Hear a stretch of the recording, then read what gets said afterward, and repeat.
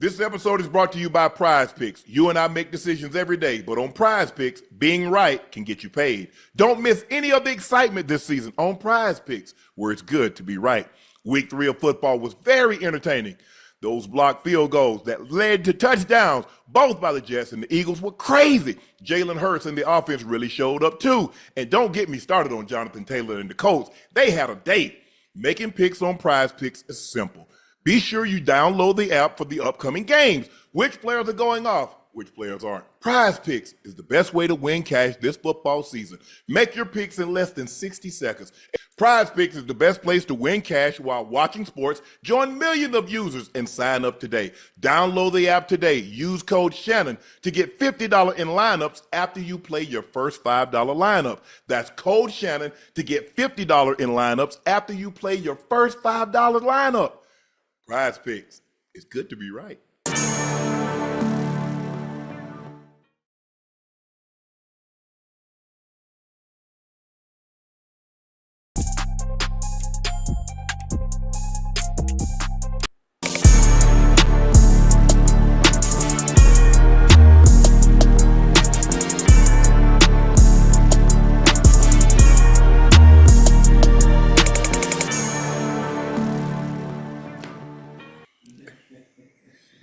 Hello, ladies and gentlemen. Welcome to another episode of Nightcap. Y'all know who I am. I am your favorite Unc, Shannon Sharpe. My partner and co-host, he's Liberty City's own, Bengals Ring of Fame honoree, Pro Bowler, All-Pro. He's Chad Ochocinco Johnson. And our expert college football analyst, here he is, making his way, stopped off in Vegas, say, Unc, I'm going to be a little closer tonight. Just give me a little while, get to the hotel, get all set up. Here he is, ladies and gentlemen, Mr. Johnny Football himself, Johnny Manziel. Please make sure you hit that subscribe button. Please make sure you hit the like button. Do us a favor, go subscribe to the Nightcap podcast feed wherever you get your podcast from. Ocho and I would like to personally thank you for all the support and the continued support you've given Nightcap. Without you, none of this is possible. So thank you again for your support. Please make sure you go support and check out Shea by Laportier. Now, if it's not in a state or a city near you, order it online. We'll ship it directly to your door. The best tasting premium VSOP cognac on the market. And we got something coming down the pike very, very soon. I'm going to have a very special announcement about that. Please drink responsibly and stay safe. Go check out Shay Media on all of its platforms. And my clothing company, 84, with 84 being spelled out. That link is pinned into the chat. Guys, as I mentioned before, our expert college football analyst joining us tonight, Johnny Manziel. Make sure you go subscribe to his podcast on YouTube, Glory Days with Johnny Manziel. BYU is currently beating the number 25 Cougars of BYU, currently ahead of Colorado 24-21. We'll see. We'll talk to you about that game as soon as it's over. It was a great day for college football today. Every game was close. Ole Miss LSU was decided by less than a touchdown. Alabama Georgia, less than a touchdown. Texas A&M and Auburn, less than a touchdown. Indiana, less than a touchdown. All the games that we were expecting to be close, they were close. Oregon and Penn State went into 2 overtimes. And again, as usual, Penn State will find a way to lose a game, and you want James Franklin to find a way to win, but they didn't. The number 7, we're going to start with this game, guys. The number 17, Alabama Crimson Tide, upsets number 5, Georgia, in Athens between the hedges. Crimson Tide have now won 3 straight over the Bulldogs, 10 of their last 11. Hindsight 2020, do you agree with Kirby Smart? Not kicking the field goal, Johnny. Going for it on 4th and 1 at the 10-yard line early in the 4th. They got stopped and really never got back in position again. Dropped a touchdown. Guy had a wide open touchdown. He dropped it. Repaid Ryan Williams' debt because he dropped one early in the ball game. What do you think, Johnny? What should Kirby Smart had done given that situation? It's out of their character to rush, to go hurry up. That's not what they do. Right. The play was close on 3rd down to where maybe it could get reviewed. Why not take your time, let them see if they're going to send it to the booth, get a good play that you want in. Why are you rushing to go do what we did at A&M and go hurry up? You don't do that. That's not your bread and butter. You don't have the right personnel on the field, but you think it's just a yard and you're going to sneak this little inside zone play, outside zone play in, and it's going to be, it's all cool. We'll be fine. We'll man it up, hat on hat, and get it in. What are we doing? It's such a big part of the game to think you're just going to slide one in a game against Alabama. So to me, I'm furious. I'm sitting there before the game. I'm like, who do I like in this game? Georgia. Alabama hadn't showed me nothing. Nothing. True. This season. 5,000 on the dogs. Okay, second half they're down. I'll take them at +7. 5,000 on the dogs. Again. Yeah, hey, Unc and Johnny, I think especially from a coaching standpoint, in a situation like that, even though it's not something that you normally do, because of the circumstance, in the situation, in the team that you're playing, you want to do everything you can, to believe in your team and hoping they can get that 4th and 1 to give yourself some type of advantage. If anything, I would have got the points. You take the points in a situation like that. On a play sheet during the week, during your practice, you got a section there that says 3rd and 4th and 1. You got plays that you like in there. Let's call one of those plays. Maybe a rollout, a little flat pass if you're going to do something, but you don't speed up your offense and do something that's completely speed up to run the ball. And then right. Man, my dog did give him a little stiff arm and kind of tried to make something shake. He tried. He gave everything he got. But where's our 5-star running back? Why is he not on the field? Thank you. Why are you doing hurry up with the dude who's in there to block? And it's not his fault. This is coaching. You got a guy that's ran the ball 12 times for 119 yards and a touchdown. You had another guy had the ball 1 carry for 43 yards. So that's not inexcusable. What we're going to do. We're going to be smart. You know what we're going to do? We're going to outsmart ourselves. We're going to run hurry up with our backup to the backup running back and see if we can catch Alabama off guard. Because, see, that's when you try to, want to pretend how smart you are. Because what you do ain't nobody, man, Kirby, what made you decide to go hurry up in that situation? Now they're asking him the same thing, guys, in the press room. Kirby, why would you go hurry up in that situation? Why not call a timeout? You haven't had the lead all night. You haven't had the lead all night. Why not take the tie? Yeah. Get it back to square. Why not your 5-star running back? There are a million things you could have done. You took the 1,000,001. So a million things that we could have done, Ocho. Right. Let's take the one thing we shouldn't do. Ta-da! And you wonder why Alabama has lost more than they've won. Excuse me, Georgia has lost more to Alabama than they've won. And a lot of times, they've had the better of the teams. They've had the better of the teams. They should have beat Georgia. They should have beat Alabama several times in the SEC championship. One time they had Mark Richt. I don't know why they throw the ball to the flat when they know they don't have any timeouts and there's less than 10 seconds on the clock. We see them lose when they got this superior team. They got all this talent. Now, they did turn around and beat Alabama in the national championship game, but Jamison Williams blew out his knee in that game. Mechie had blew out his knee in the SEC championship game. But a lot of times, this has been inexcusable for Georgia to lose as many times as they lost to Alabama. And it really doesn't matter where they are. It could be in Tuscaloosa. It could be between the hedges in Athens. It could be at the Georgia Dome, now the Mercedes-Benz Dome. It does not matter. I just don't understand in this situation. The drop is inexcusable on the deep ball. That is a unbelievable dialed up in the dirt play, an unbelievable throw. It's picture perfect all the way down to catching the football. Well, yeah, he took his eyes off that ball too long. Hey, Johnny, what you think Ryan Williams did? Ryan Williams had one just as perfect, Ocho. Yeah, same He's way. Struggling this year, Ocho. He's struggling this year. Yeah, he's dropped a lot of plays. Remember Florida State? How many he dropped, Ocho? Yes, sir. He dropped a touchdown against Wisconsin. I don't know, maybe the celebrity or the fact, but I don't know if it's lack of concentration. Right. But he doesn't look like the guy that we saw the first 7-8 games last year. This year. Yeah. Ocho, I got a question for you both. You guys go into games, you go through spells as a receiver where you maybe have some drops. You're not seeing it in. Oh, absolutely. What is the process for you guys? I see guys go after practice jug machine. Wow. wop, wop. Yeah. Take an hour out Yes, there. yes. Feel it, get your feel, get your flow back. But for you guys, I want to hear. I'm curious as to what you do in that situation. I'm gonna.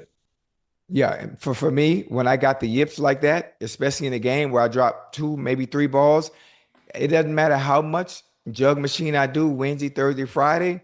It's nothing like in game situation. I need to touch the ball. I need to feel the ball early in a game, and my coaches already know that ahead of time. Don't give me a route. Don't give me a slant or a curl. Throw me a smoke screen. Throw me a bubble. Throw me something quick so I can get my confidence back. Once your confidence is shot after dropping 2 or 3 balls, it sticks with you, Johnny. Unc, it sticks with you. Unc, you know how that feeling is. Just let me touch it real quick just to get myself acclimated and back in the groove. He ain't sleeping tonight.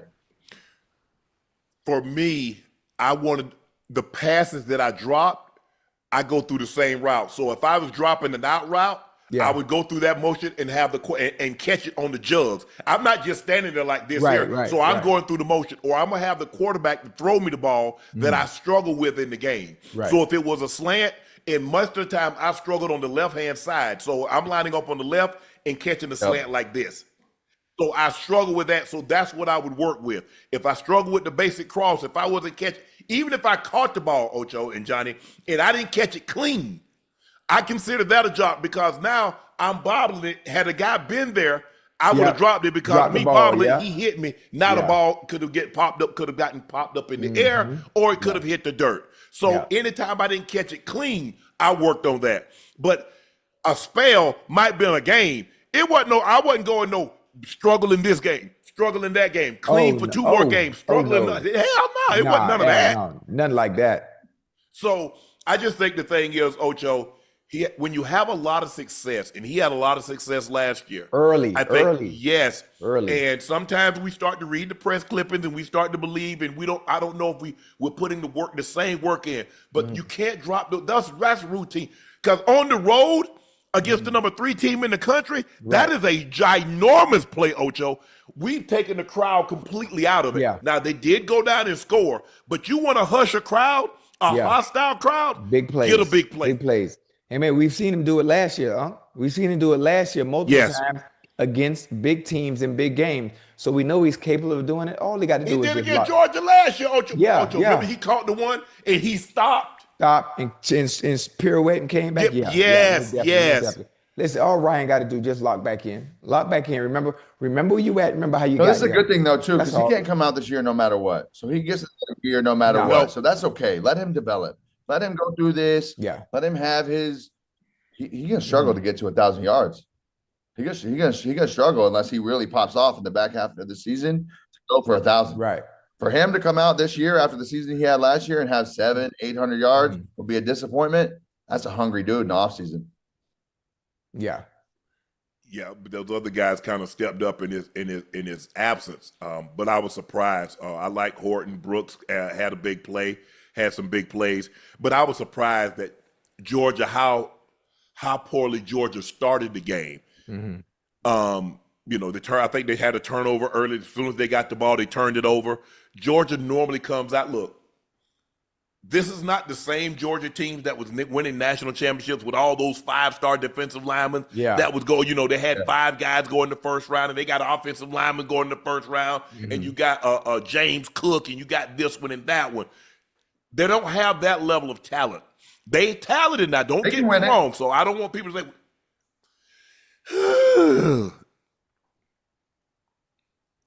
I don't know. I don't know right now if I'm picking anybody over Ohio State on a neutral field.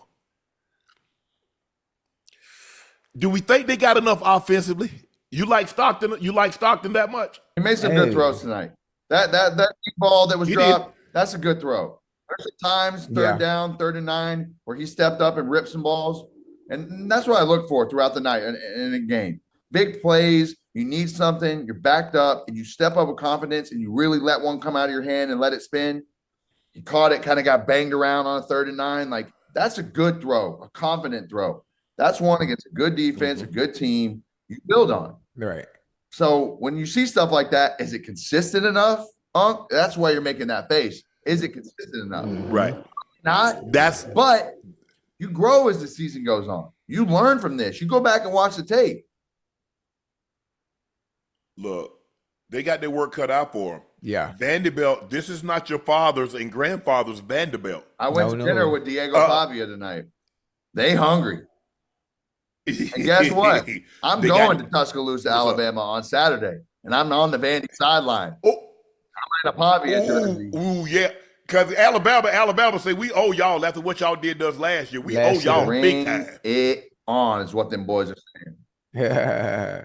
Vanderbilt. So Georgia, Alabama's slate: Vanderbilt, Missouri, and Tennessee. You remember Tennessee beat them last year. Vanderbilt beat them last year. It was those type of games that ended up keeping them out, although they were playing well at the end, that ended up keeping them out of the college football playoff as they extended, added more teams to the playoffs. So it's going to be interesting.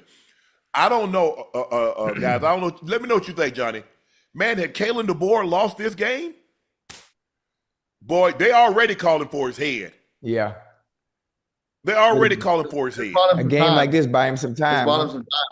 I believe. A game like this, buy him some time. Yeah. 2 weeks ago, we were using lottery money. Yeah. They still might. They got another lottery. I don't know if anybody won Mega Millions, but they still willing. And people like, well, Alabama. Look, I think Texas A&M, just for sake. Texas A&M has $20.4 billion in endowment money. Alabama has $2.6 billion. Florida. That's what we was talking about. Florida, and what's the guy's name? Billy Napier. Yeah, buying him out versus what Texas A&M did with Jimbo. You see the difference? $20.4 billion in endowment and $2.6 billion in endowment. So this notion at Florida, no. Texas money is different. It's different. Florida money. You gotta look under the couch cushions and shit. Yeah, but hey, think about it. They gave that man $80 billion. They say, you know what? 82. We give you 82 to go away. And you go get another job, you still get to keep the 82. Yeah. Let that sink in. A lot of times, like NFL, what they'll do, they're like, if you get another job or you become a coordinator, you become an analyst, they deduct that. Right. Texas A&M said, nah, we don't even care. Jimbo Fisher wake up every day and look out on the porch and smoke a joint like, damn, thank you, Aggies. Hey. Yeah, that's a nice cushion. My bank account looking light from the Aggie department, but we'll get there one day somehow. The number 6 Oregon Ducks goes in to Beaver Stadium. Shocks the number 3 Penn State Nittany Lions by the score of 30-24 in double overtime. James Franklin, coaching in his 12th season at Penn State, is now 4-21 against top 10 opponents. 4-21. I tweeted, is he ever going to win a big, meaningful game? Well, he went to the college football play. All I know is that he's 4-21. Now, y'all think, is that acceptable?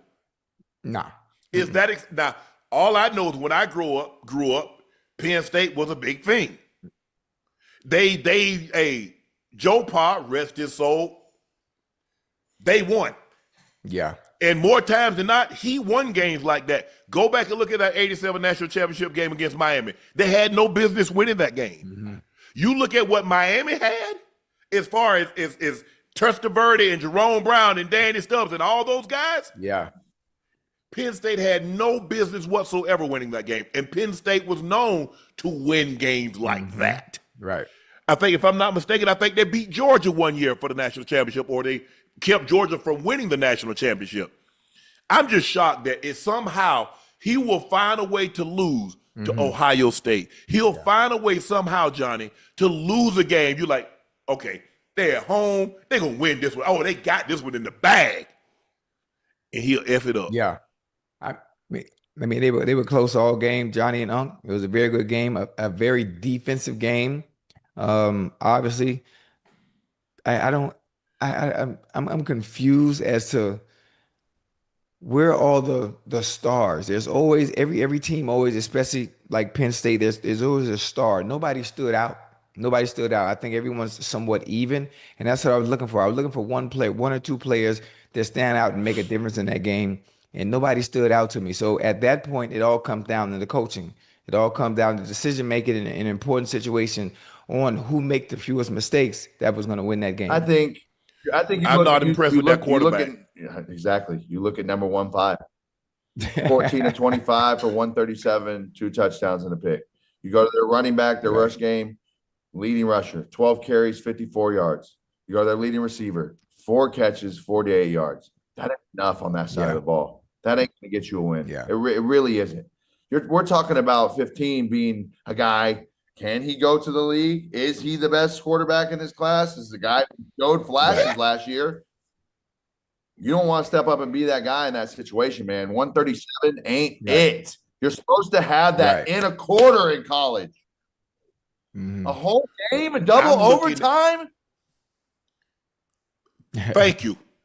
So you get extra possessions in overtime. You played a game in 2 extra possessions, and you had 137 yards passing. So you're at home against Oregon, and I'm supposed to believe that you're a top pick.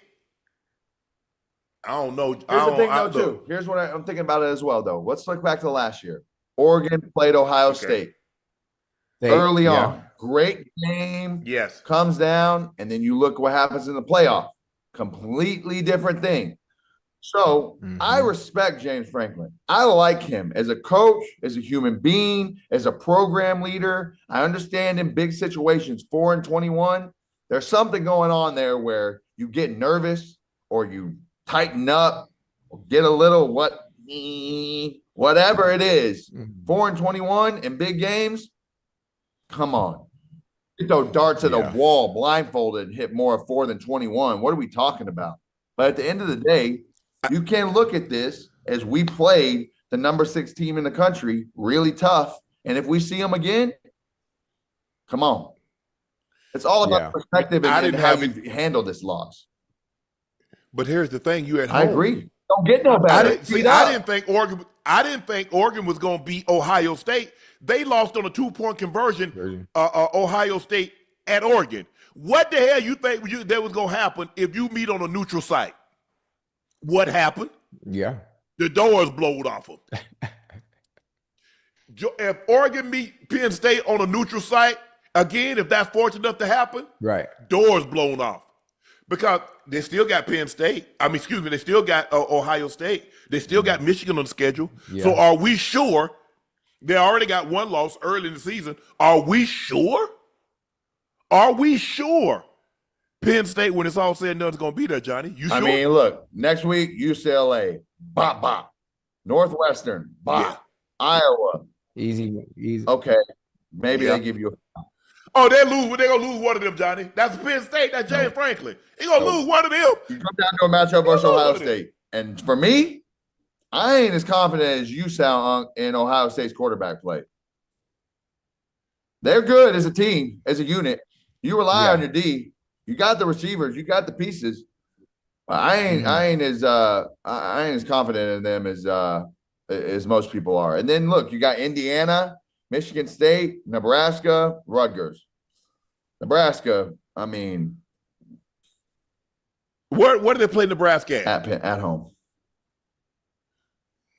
Yeah, they probably win that one. So you go through it. You have a loss versus Ohio State. You run the rest of the table. You have 2 losses. And you're Penn State. You're at 3 right now. You end up in the top 12 for sure.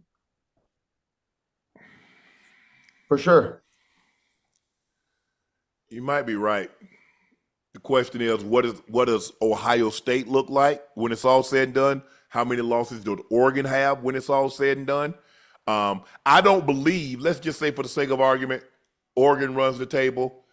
Does Oregon play Ohio State in the regular season, or they can only play in the championship game? They're getting ready to do away with championship games. They do not play Oregon this year. Okay, let's just say everybody's undefeated. I don't believe they're taking 3 teams out of the Big Ten. Illinois. Whoa! Illinois look good. Illinois not a cakewalk. Okay, that's going to be a good game. Give you that. That's a good game. Minnesota, Wisconsin, Penn State, Purdue, UCLA, Rutgers, Michigan to end the season. They don't lose more than 2. They're in.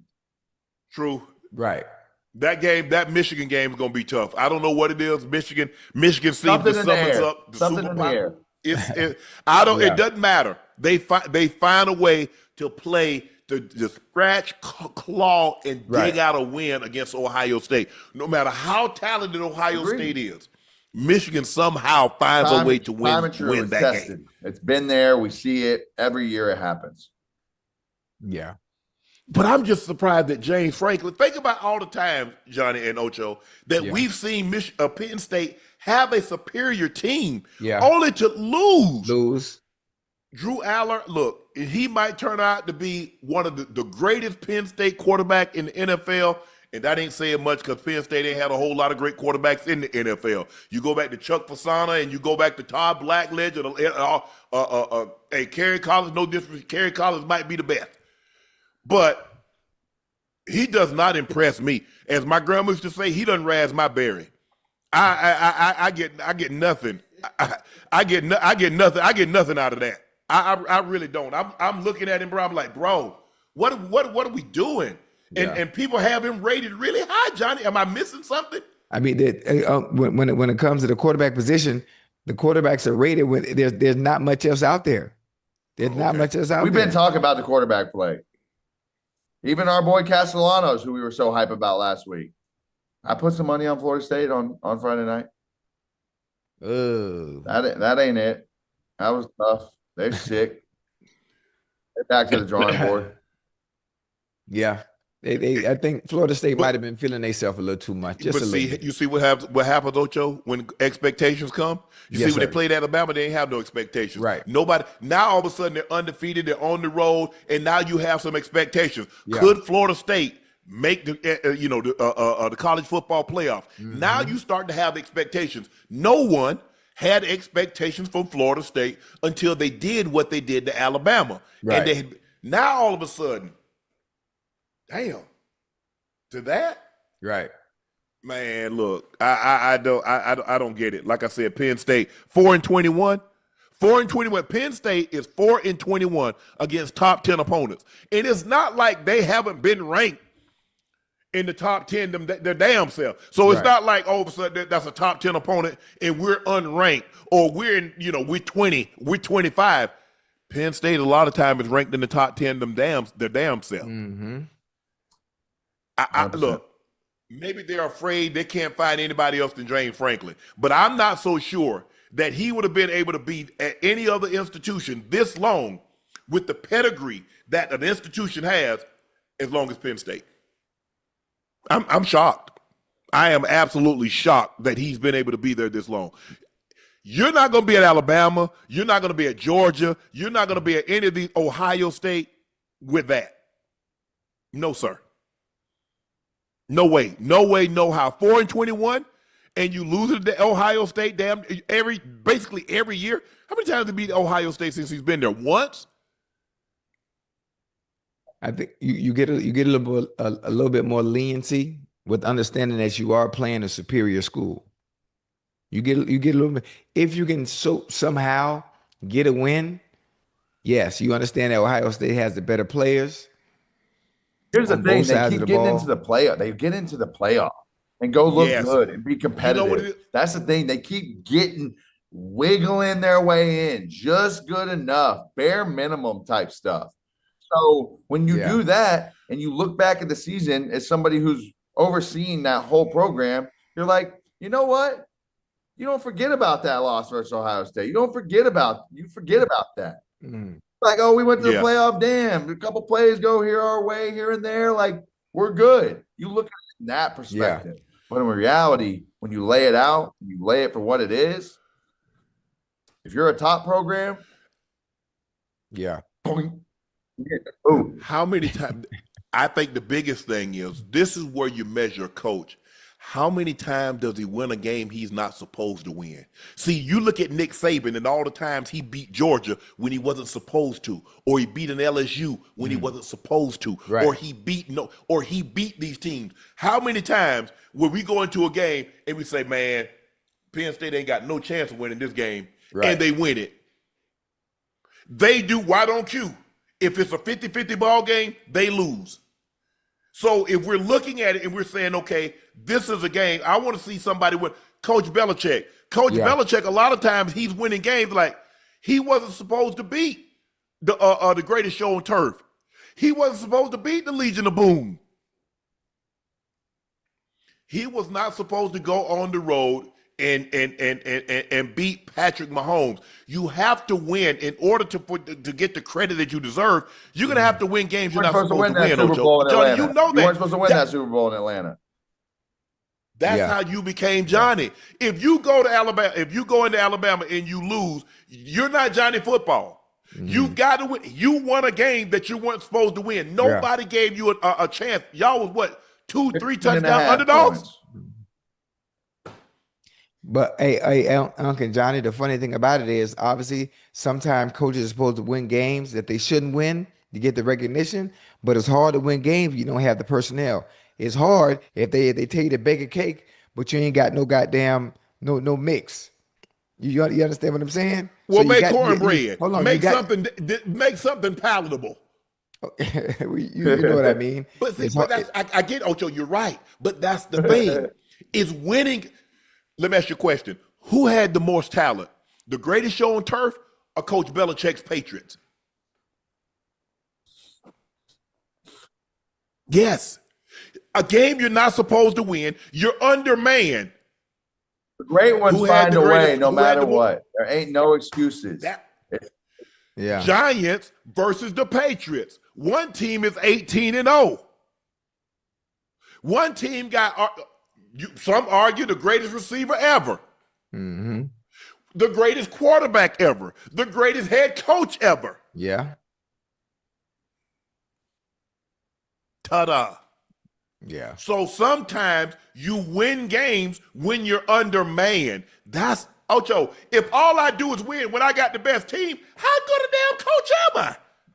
Yeah, you're right. Jay Franklin, at some point in time, you're going to have to win games that nobody doesn't expect you.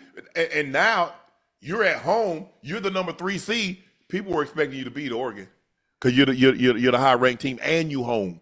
Yeah. And somehow you find more times than not. So based on this, in 25 games against a top 10 opponent, more times than not, triple the times, quadruple the times he's found ways to lose as opposed to winning. Yeah. And that's a problem. That is a problem. As we got number 9, Texas A&M. Johnny's alma mater. Number 9, Texas A&M holds off the Auburn Tigers. I don't know how you get 2 names. You get a War Eagle and you're a Tiger. But anyway, improved to 4-0 since the first time since 2016. Auburn finished the game 0 of 13 on third down conversion and had just 177 total yards against A&M. A&M had 414. Marcel Reed not turned the ball over against Texas A&M, had committed 13 penalties. The final score would have been a lot worse. Johnny, that's your team. What'd you like about what you saw from? Listen, I talk to him every night after the games. And as you're going into games like this and you're getting into SEC play and you're playing a good team like Auburn, you have to find ways throughout the season to go out and get a win, whether it's pretty, whether it's ugly, whether you have some penalties. But look at it as a whole, 15 of 22, that's 7 incompletions. Doesn't throw a tutty. 207 yards passing, and for him, he rushed for minus 23 yards. For a guy who uses his legs, that's an off night for him. But you look, Le'Veon Moss, 21 carries, 139. I've talked to him every week. What I've told him is, listen, as good as that feels, as much as you want to go out and celebrate, learn from me, man. Learn from me and buckle down. You are in a place that we ain't been in 10 years, 9 years. Yeah. Grind it. Go back this week. Go harder. Take this, run with it, and go. Get better. Use the film. Use the stuff. Go to practice. Take everything you can. The party going to be there, and the party going to be better whenever you get to the SEC championship game, whenever you keep winning, whenever you keep stacking good days, good weeks. So I'm in his ear every week. in the most positive of ways, we're going to enjoy this for a couple seconds right now because it feels good and you should enjoy it because it is a good team win. But at the end of the day, everybody in the country is waiting on A&M to be A&M of the past. The way you stick out and be legendary is to go and do what hasn't been done. He wants to go be up there with me at Texas A&M. Keep winning. Keep doing your thing. Keep being a leader. That's how you get a state. That's how you get a statue. That's how you get your name on the building. That's what you want. So right now, so far, so good. But everybody's waiting on the Aggies to Aggie. And there's only a couple people that can keep that in perspective and keep it rolling. Look, A&M defense was coming. I mean, 24 rushes, 52 yards, 18 of 33. You had 33 pass attempts, and you only had 125 yards passing. That's what you're supposed to have 125-yard passes in 3 drives. Hey, them boys playing good defense. That real good defense. Most of the time, you think about college football too, Johnny. Defense is the part where they really don't play very well. It's hard because all these spread offenses and all this motion, this zone read stuff. If you see, if it's infiltrated the NFL. Right. NFL sent their personnel down there to study Baylor, to study these lane kick, and to study these open offenses. You see a lot more of that now, college offense into the NFL as opposed to the NFL in college. Ain't nobody dotting the I. You find very few backs. Everyone, basically, the only team that really gets in the I is you got Derrick Henry and Jonathan Taylor. Yeah. Damn near everybody else is on the offset. Because very few quarterbacks are under center now, Johnny. A lot of these guys get to college, Ocho, and they have never, ever taken a snap under center. Under center, yeah. Some guys get to the NFL and they ain't taking a snap under center. Yeah. The first time they take a snap under center is at the damn pro day. Look at Johnny. Johnny raised his hand like, we have maybe 6 snaps in 2 years where we went under center. I got to the NFL. I'm like, what the fuck is this?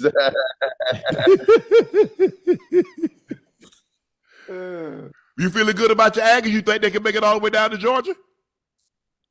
They have the pieces they need. They got if they can come together as a band of brothers and they can look at it and say, this defense, we stout. The offense, what we did versus Notre Dame, we can do versus anybody in the country. But it takes a special unit. Not one's buying into the hype. Not one's getting lackadaisical. Not one's taking a week off and practice like, we play somebody that we should beat this week. But somebody can come up and catch you. And that one game changes your whole trajectory. So are the pieces there for A&M? Are they a contender? Without a doubt. They played well enough against teams that are solid to prove that. But it takes consistency and it takes them coming every week with your lunch pail. You got to come and bring it. That's just what it comes down to. So if you want it, it's there. You got the pieces. Now, injuries or whatever, you guys got sure. But they got the pieces. Do you guys got Texas or Oklahoma on your schedule? Georgia Texas on the road. That'll be a good game. There's no love lost between you guys. And last year was a brutal one. Last year was tough. In our own house, bringing the rivalry back. We ain't sniff a chance to win that game last year. Yeah. And y'all tried to block Texas from coming to the SEC. What are we doing? It was all good when we wanted to go, but when they want to go, we're mad about it. There's some things that go on at A&M that you got to look at and kind of be like, what are we doing? But that just is what it is. Everybody wants their cake and to eat it too, and to keep them out of something that's been really great for us. But listen, if 2012 didn't go the way that it went for us, our SEC trajectory could be way, way different. When we were coming into the SEC, all we heard was, you boys need to get ready. You're going to get smacked. This is different than what you're used to. This ain't Iowa State. This ain't Kansas State. Now, we set ourselves on a good path with 2012 and 2013, but then there's a big lull there for 8-9 years where we really haven't had a lot of success. Outside of 2019 or 2020, Kellen Mond's last year, and it was the COVID year, and we went to the Orange Bowl, lost one game. We haven't really had a lot of success. So for us, this team has the chance to do what hasn't been done at Texas A&M in a long time. And for us and the type of program we are, if you're being honest, double-digit wins for us are something that are truly program changing. But We're in the second year of Elko. We go through the buyout. We go through the jokes. We are the butt of the joke for years. Oh, you pay Jimbo this. He has to go. You pay him off. You have success in the second year of Elko, you really start to build on something where that money now makes it worth it. Yeah, absolutely. When you pay Jimbo that kind of money, you got to get to an SEC championship game. Yeah. You got to get into the college football play. It's just the way of life, Ocho. And you know, Johnny, you understand this. You played there. You know how devout and loyal that fan base is, and you know how those big boosters are. They emptied they found some money in their cushions to give Jimbo that kind of money. I ain't say they emptied their pockets because they got deep pockets. Their pockets go down to the damn ankles. So they didn't have to dig too. Yeah, they didn't have to dig too deep to find that. And so the expectations, like you said, you keep winning these games, and like you said, okay, you win double digits. But at some point in time, they look over there and it's like, nah, we're in the big boy conference. We want to play for 13 years in, and you don't go once, unacceptable. I couldn't get it done. Can't get it done for the 9 years after. 13 years in a conference, and you don't sniff it. Unacceptable. So they're gonna have to figure this thing out. You believe they have the type of team that can get there? This thing is gonna really be tough. I mean, Texas and Oklahoma say they got something to say about it. Georgia has an SEC loss, but hey, they're like, hey, we got something to say about it. Bama doesn't have an SEC loss yet, but they're probably 6 or 7 teams. Tennessee, Vanderbilt. They're 6 or 7 teams that says, you know what? We think we got a realistic chance of being down in Look at A&M's schedule, though. Next week, Mississippi State. Then we play Florida. We've already harped on Florida enough where they don't deserve no airtime. Arkansas, okay. They got the doors blown up there by Notre Dame. We have their number, all right. LSU, late in end of the 10-25, all right. That's going to be a good game. Last year, Brian Kelly, you know Brian Kelly throw up on himself. Okay, that's the one that sticks out. But outside of that, then you got Missouri, then you got South Carolina, then you got Samford, and then to end the season, you got Texas. So like it looks as a schedule, what the SEC could be, right? What your schedule could look like, I would say, overall, that's pretty favorable. Yes, you have to go win some good games against good teams. That's going to happen. You're not playing in the Big Ten. You're not playing in the Big 12. You're not playing in the ACC. You're not getting cakewalks in conference. But if you look at who you can play versus who you have on your schedule, I would say it lines up really nice. Where you guys got the Gamecocks at? Are they coming to y'all or y'all going to them? Okay. And they beat us last year in a game that we felt like we should win, and they beat us bad. Yeah. So that'll be a very interesting game. We'll see. Johnny believes his team could be. I know you're gonna be on board. Lord have mercy. I can just imagine. Take A&M in the SEC championship game in Atlanta. I'm not gonna give the whole thing away, but South Carolina weekend, those boys in that locker room, from what I have coming in that game, are going to be more motivated than any team, any game in the last 15 years of Texas A&M. I got a real special treat coming for the Aggies, November 15th. Fire. Program changing for us, in my opinion. You got Drake coming in? Huh? He's working on the album. We're going to Albany, Bahamas to work on the album. Okay. I'm just checking. Guys, remember last week when Brian Kelly went on his rant about reporters asking about his offense? Well, in a 24-19 loss to Ole Miss, the Tigers mustered 2 of 11 on third downs and lacked an effective running game. They trudged 65 yards on 21 non-sack carries with a long of 10. Garrett Nussmeier once again had a very mediocre game against top competition. Nussmeier managed less than 200 yards on 34 pass attempts, less than 6 yards an average per throw. Well, you know what? Hey, let's not ask Brian Kelly about his run game because he won. So now, can we ask you about your run game now, Mr. Kelly? Hey, like you said, it was one game. Okay, I would ask, but see, Ocho, what's the motto, Ocho? We never accept anything in a win We accept in the loss. We wasn't in a loss. So I'm going to ask you now. Yeah. Is this running game, is it acceptable, Coach Kelly? Because you were celebrating, you wanted to celebrate, we won the game.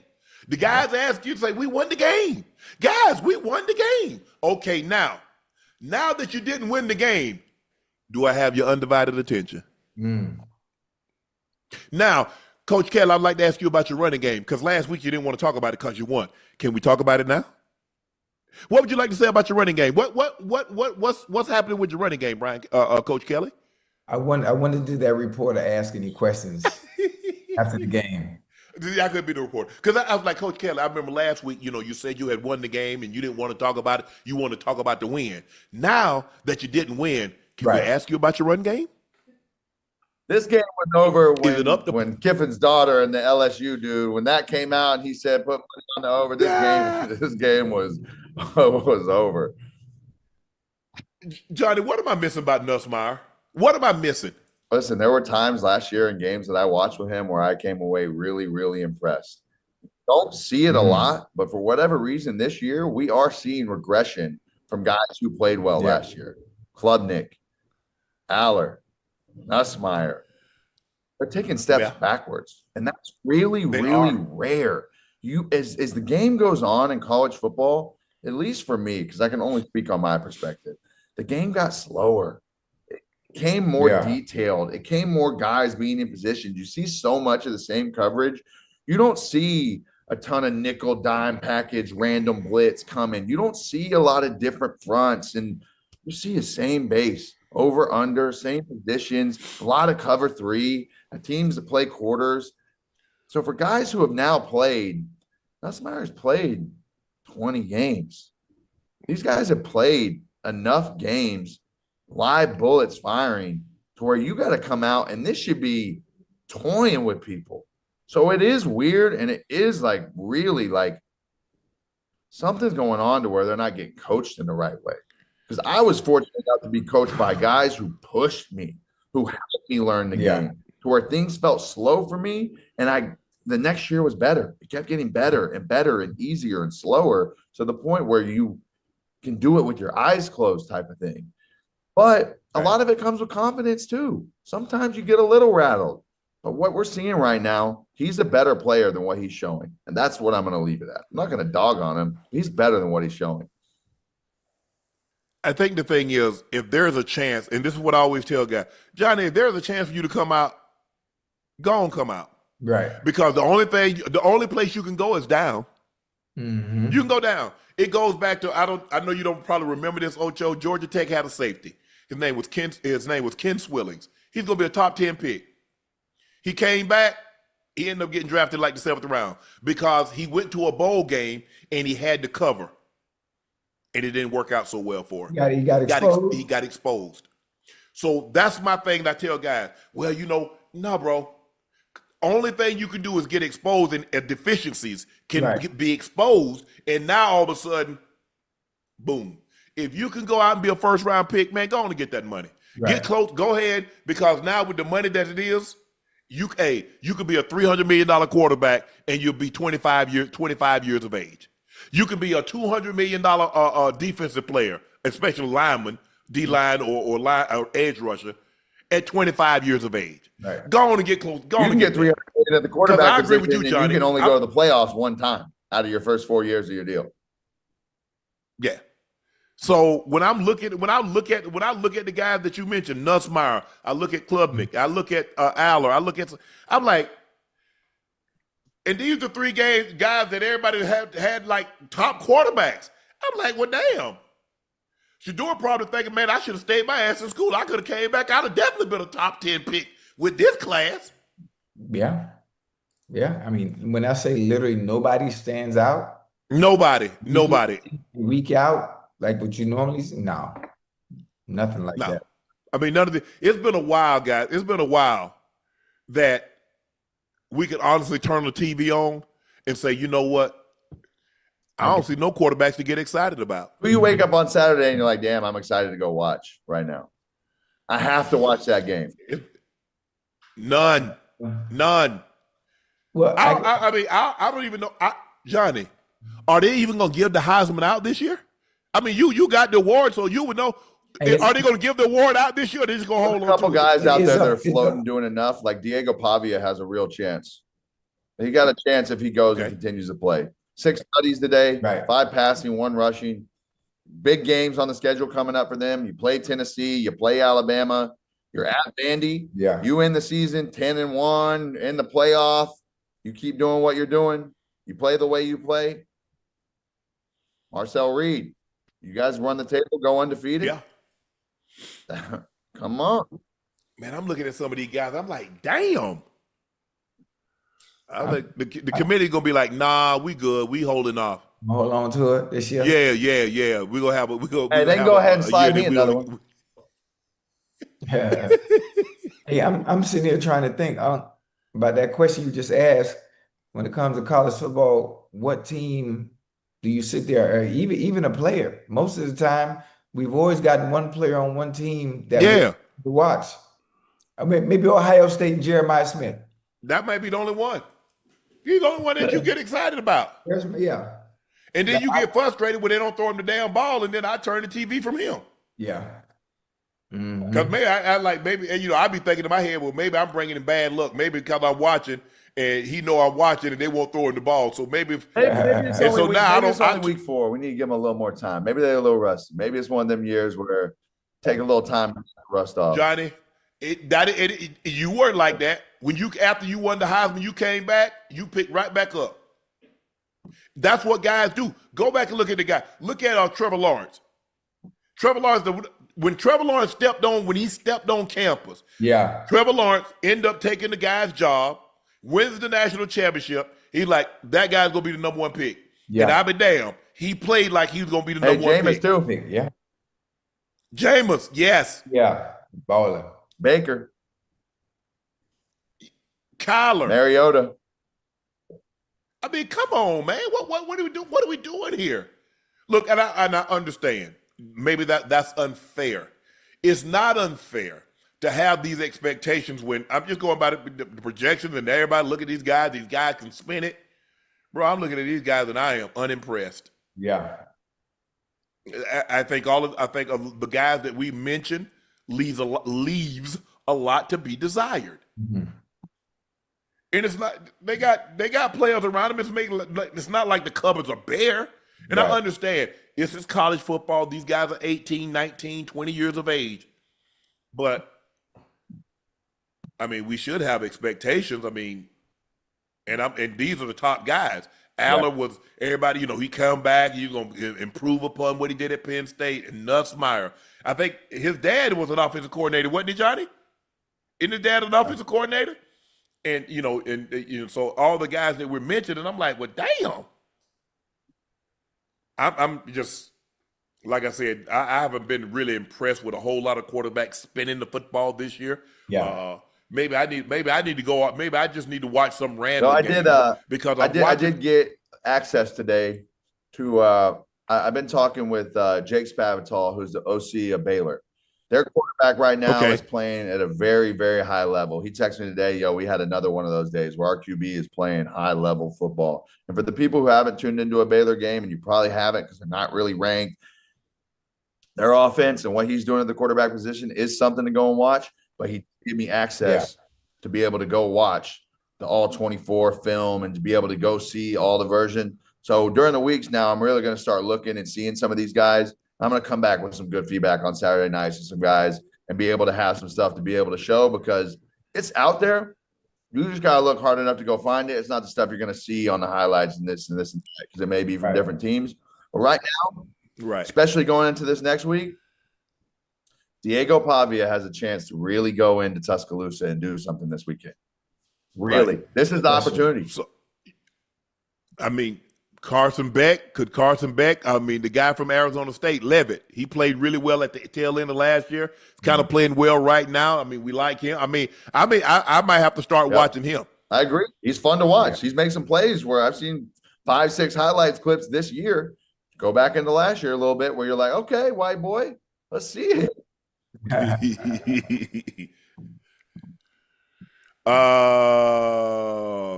The Division II transfer Trinidad Chambliss passed for 314 yards and a touchdown his third straight 300-yard game since taking over for injured quarterback Austin Simmons.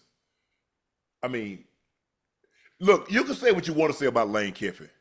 That mofo can call He's a some great offense. coach. Oh yeah.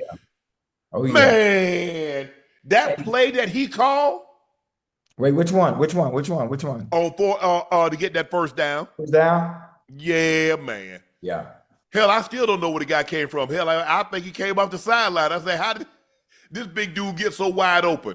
And he got the first down. Said, nah, I ain't going no further. Let me go on down here. We good here. And I love Lane because he shows emotion. I love coach. You know, a lot of these coaches, they be having a little pad. Oh, they're not excited. Yeah, that's what I do. Nah, Lane was like, yeah. I like that. Yeah, Lane be into it. You got to look back at the days, even when he was at Alabama. And I love this because I would see it with Kyle Shanahan at times. I've seen it with Kingsbury at times. The elite A-plus coaches, when they have a play dialed up against the coverage, they know they're going to get in situational football. And you see it at Alabama. The ball snap and his hands go up, and he already signals. You already know.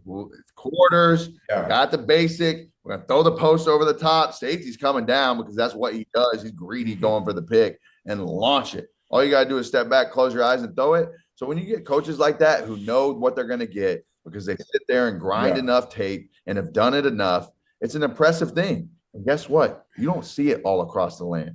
But you see it with the good ones. Yep. And they know they got something good cooked up.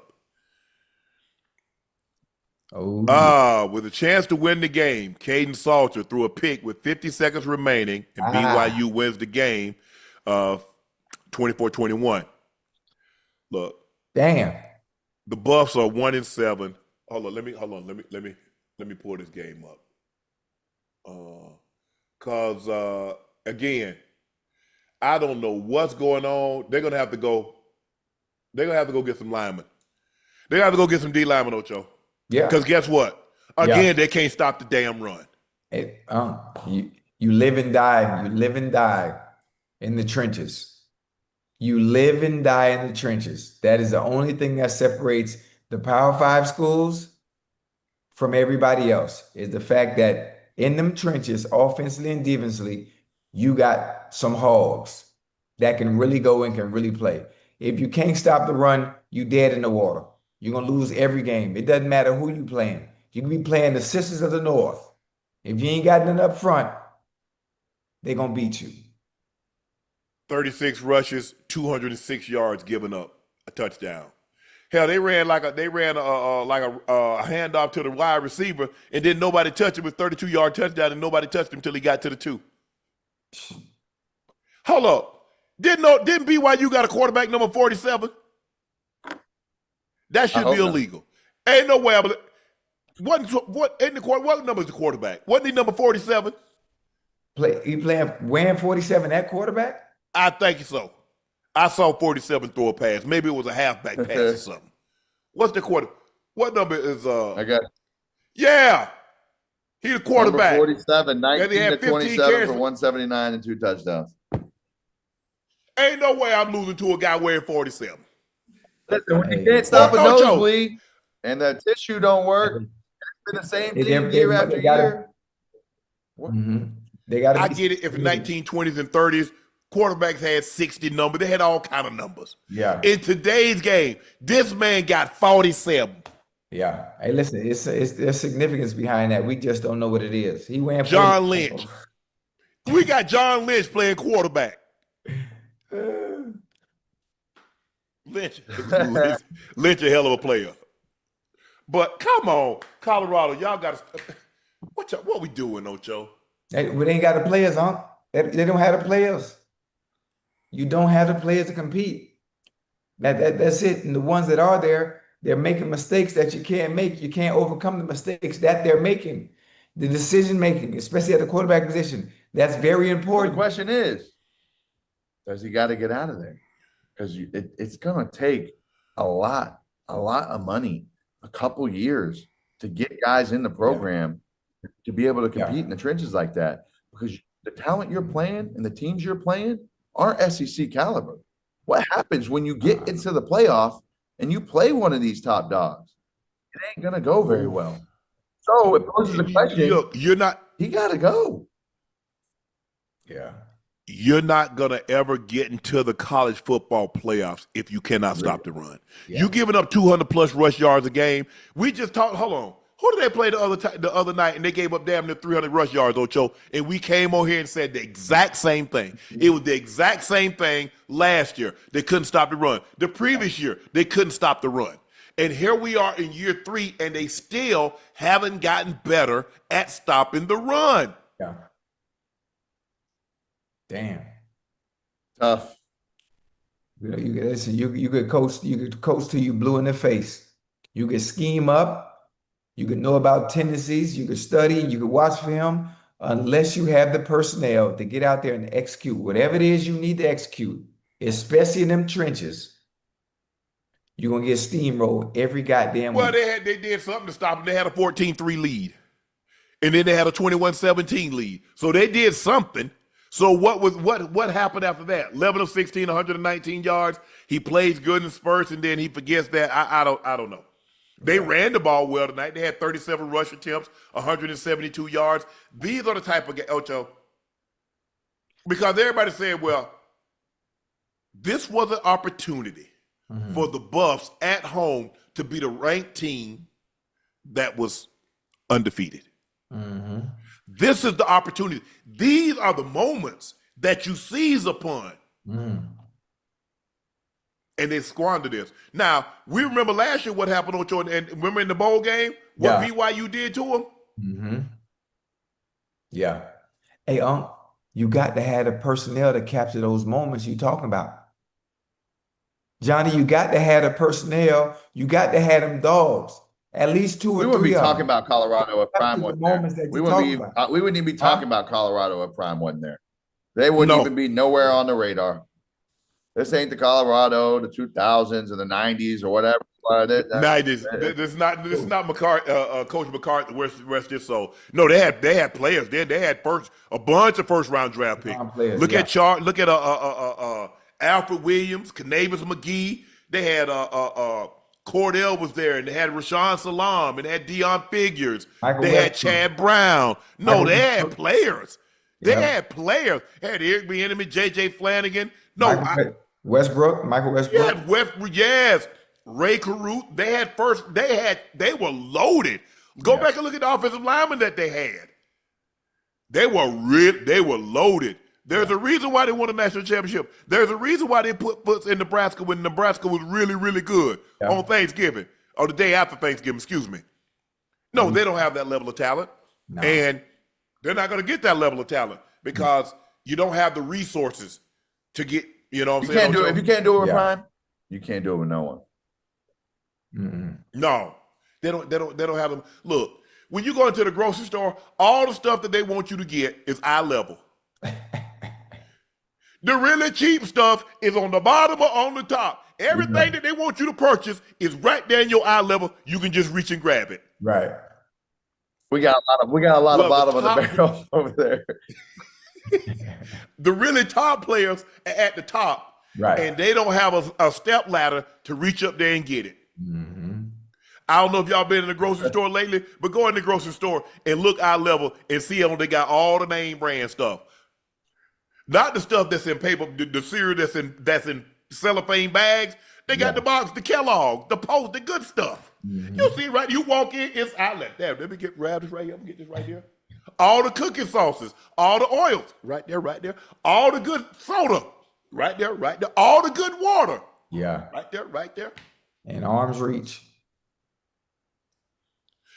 It's not like that in football. The really good players are up there. You have to reach up. You have to reach up to get them. Yeah. Or you have. Excuse me. Can you hand me that, son? You know, I'm in the grocery store and the old lady. Excuse me, son. Yes, ma'am. Can you hand me that? Sure.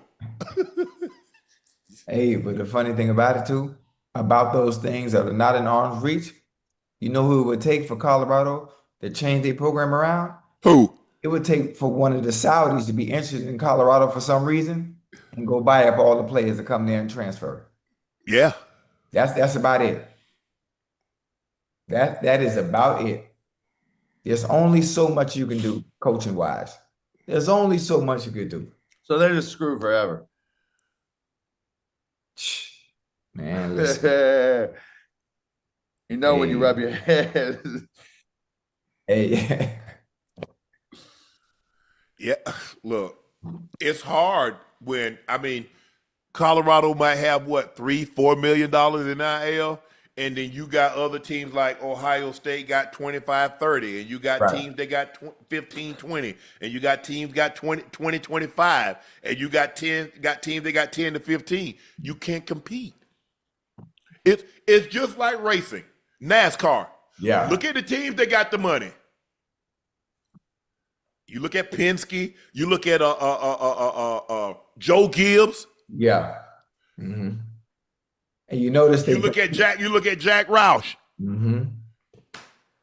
And Unc, and I'm glad you just said that. You notice when it comes to NASCAR or it comes to F1, the teams that have the most money, you do notice that they always consistently winning or always in the top, always in first. Second, yes. Every single year. I tell you what. Every year. Ocho, you know how you know who got the good cars? Go look at their cars. When you go see a car that got like 2 or 3 decals on it, they're gonna be in the back. You go to the track and you see decals everywhere on the hood, on the bumper, everywhere. The cars even sound different. Oh, yeah. I don't know if anybody's ever been to a NASCAR race. Go listen to Chase Elliott's car. Listen to Denny Hamlin's car. Yeah. Listen to Bubba Wallace's car. Now go listen to somebody that's not with Jordan, that's not with Roush, that's not with Joe Gibbs, that's not with Rick Hendricks. Yeah, it's different. Listen to Rick Hendricks' cars, how they sound. Listen to Joe Gibbs' drivers' cars, how they sound. Look, we always said, and we always knew there would be perils of the NIL and the changes that came with it. There would be casualties of war in the changes that were made just based off what your bankroll is. If I walk into a casino and I got $2,000, my options are limited for what I can win. If I walk in and my bankroll is 24 million, I got some fuck around money to go on. There are some casualties of war in this game with the current structure of what NIL is. Now, will that change? To be determined. However, right now, as we sit currently in this present day, there are casualties. Yeah. And unfortunately, Colorado is one of them. And there are many more out there. Damn. You people talking about it's the drivers. I tell you what, you let them drivers go drive a car. They got 3 decals on it, and let me know how that go, how it goes. No, they won't be able to do nothing. I ain't telling you somebody. I'm telling you what I know. Won't be able to do nothing. If you don't have the car with the stuff inside to perform at the highest level, it's not happening. No, you got the best engineers, you got the best mechanics, you got the best spotter, you got the best team that money can buy. There's a reason why Rick Hendricks. Go back and look and see who drivers win the chase. Mm-hmm. I forgot about Richard Childress. Go back and see how many. It used to be. Sprint, and then it was Winston Cup, and now it's. I don't know what they call it now. But go back and look at Rick Hendricks, Childress, Joe Gibbs.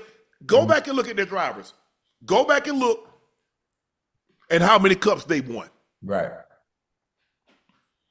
It'll be just like Ocho and I. We going out there, we getting on the bass circuit. And no, it's not. Me and Ocho, we got a little trolling motor. And we had a 18-foot, and we ain't got no outboard. We ain't got no Evan Rude or no Mercury. We ain't got no Johnson. Let me catch you and Ocho on the bass circuit. I'm gonna have some words. Hey, I'm Van Dam. I'm Kevin Van Dam. Why y'all bumping? You out there? You out there? A bucket hat. Hey, Mike Akinelli. I better never catch Mike Akinelli on the wall. But Johnny, you look in big time college football, and it's always mattered. People are like, oh, all the NIL deal is legal instead of giving it to you under the table. Because see what some people were doing, some teams was buying gas, the other team was buying the car for you to put gas in. Somebody bought a refrigerator and a microwave, and then somebody built the house around the refrigerator and the microwave. Now, ain't none of that. Hey, we call it name, image, and likeness. We call it whatever you want to. But all I know, there are some guys making $3-4 million. And now it ain't enough. Nobody cares nothing about no scat pack. Don't nobody care nothing about, hey, ain't nobody care nothing about no Challenger. Ain't nobody care nothing about no Charger. Ain't nobody care nothing about that. Hey, you ain't got McLaren money. You ain't got Ferrari, Cullinan money. Man, why you in my grandma's house? No, I went to like I said earlier, I went to dinner with Pavia tonight, and as I got up towards the end of the Georgia game, I went to the waiter and I go, yo, let me get the check. I'm gonna take care of it for my young buck real quick. He came back, he's like, yo, the owners already took care of this whole thing. I sat there, I'm like, damn, I would have got slapped with a 2-game suspension for this back in my day. Now he's here living the life. Yeah. And I'm about to go out with him right now, and I'm gonna run my credit card up because I know I can get him a tweet deal tomorrow or something, get it right back. Johnny, had you been in NIL, Johnny, you'd been 10 million. I wouldn't have gone to the league. I would have taken a pay cut. Oh, John, I mean, hold on. Think about what Arch Manning is making. Now, think about Johnny, and he's playing like he's playing. He wins the Heisman, and he brings his ass back. What is a Heisman trophy worth to a college, and the guy is back for another season? Go look at that stadium now. Go look at what that program is now and those facilities and what A&M looks like now. I look at it now as a blessing for the program, a blessing as the whole look. I got to set it off in such a positive way for A&M. Now it's time to take it home. You did. And I can have that. I have that forever. I go back to my grandma's house on Thanksgiving. I walk in that house. The first thing that stares me in the face is that trophy. I go back for Christmas, the same thing. That is a forever thing that nobody can ever take away from me. I go to December every single year with my coat on and walk to Times Square and go see my boys who have all won that trophy and been there. It's a family. It's a fraternity. It's special. Sport, game is badass. And if you win that, you are forever badass. Forever. Johnny, thank you for joining us tonight. Make sure you go subscribe to Johnny Manziel's podcast. It's called Glory Days with Johnny Manziel. Johnny, thanks for your time. Thanks for stopping by. We'll see you next week. I love you guys. I'm sorry. I'm getting on my time. Nevertheless, more great football next week. More great talk with the boys. For everybody out there, tune in to Nightcap. They do this every week. The best content online. These two are special, and I'm glad to be a part of it. Love you, fellas. We thank you for being a part of it. Appreciate you. Johnny Manziel, go check out his podcast, Glory Days with Johnny Manziel. Ocho, C.J. Carr matched the Notre Dame freshman record with 4 touchdown passes, and Jeremiah Love caught 2 of those passes and rushed for 2 more scores as the Fighting Irish beat Arkansas 56-13. Carr, 22 of 30, 354, matched the touchdown passing record set by Ron Powless, and threw 4 scores in the first career game against Northwestern in 1994. Carr, a redshirt freshman, threw for 294 and the 4 touchdowns in the first half, leading the scoring drives 75, 73, 75, 70, 75, and 45 yards. He didn't play the fourth quarter as Notre Dame led by 36 points. Ocho, you impressed with the Fighting Irish? Yeah. They had a bad loss. Was it last week, Ocho, that they lost? It was a good bounce back based on what happened last week. Yep. The group got themselves together, dust yourself off, come back, make a statement, have a statement game. This was their statement game. Now, what you want to do as far as for the Fighting Irish, you don't want to lose any more games, huh? No, you can't. You can't. You're done. You lose another game, you're done. You're not going anywhere. You're not. I don't believe there'll be a team to make the college football playoffs. Not just now. Maybe Ocho, if they expand it, we're too low. Yeah. No. I mean, you look at what they did. They had 431 yards passing. They had 210 yards rushing. That's 641 yards. Arkansas had 17. Damn, Joe. Joe might need to get back out there. You need to invest some money, Joe, in this program. Y'all want to, keep stuff like this from happening. 30 rushes, 158 yards for Arkansas. 17 of 32, 207. No touchdowns, 1 interception. But Notre Dame got it going early and often. They scored 14 in the first quarter, 28 in the second quarter. So they had 40. It was 42-13 at the half. They got 7 in the third. And so Carr didn't play in the fourth quarter, but there was no need for him to play. But they look good. They look. Yeah. They played an inferior team, and when you play an inferior team, you're killing that with a slate. That's what it should look like. You're absolutely right, Ocho. But this is what we need to see when you play the big boys. Well, maybe you're not going to see 56-13, but you need to see a little bit. It's the Ocho. Hold on, who did they lose to? Was it Northern Illinois last year that they ended up losing to? I think they lost to Texas A&M. They're like, hold on. I'm like, come on, man. Well, what are you doing? Right. I think that's who they might have lost to Texas A&M this year. They've lost a couple of games this year, but they lost 40-41 last year. Texas A&M, and then they lose to Northern Illinois last year also. Yes. Yeah, that was the game that.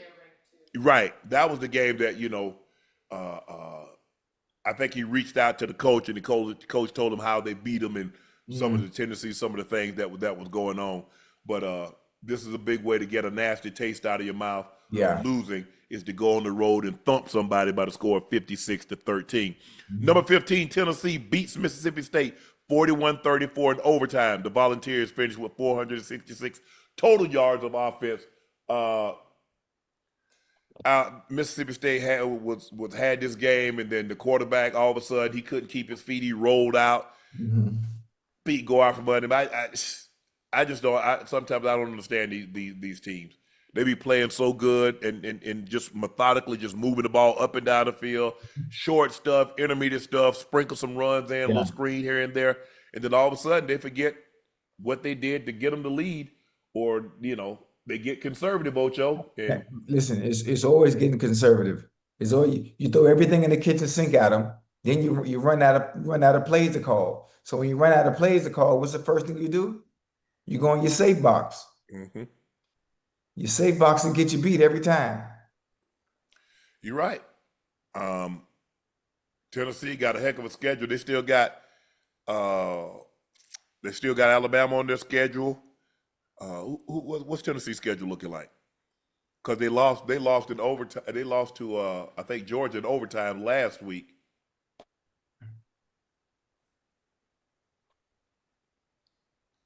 Oh, here it is, right here. Got it, game right here. Oh, they got Oklahoma still on the schedule. They got Bama in Bama. Aguilar threw for 24-40. 335 touchdowns, 2 interceptions. They ran the ball 32 times for 131 yards. Had 2 receivers go over 100 yards receiving. Mississippi State, Shaping, 18 of 29, 180, 1 touchdown, 1 interception. They ran the ball 57 times. Damn. 57 rush attempts for 198 yards. 57. God damn. That's what I said.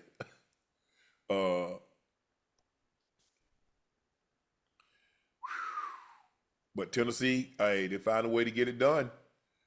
Stopped them on 4th down in overtime, and they get a much-needed, hard-fought victory on the road against an SEC opponent. Tennessee escapes 41-34 over Mississippi State in overtime. Louisville student manager got into a scuffle with Pitt defensive back over football after Pitt said, you see that, Joe? For those unaware, each team brings their own balls to the game. After the pick six, the ball boy job is to retrieve the ball back, but the guys wasn't playing fair. Ocho, have you ever seen a situation like that before? No, that was my first time seeing something like that. And obviously, the ball boy wanted the ball back because it was the other team's ball. So it was his team's ball. It was West Virginia's ball, right?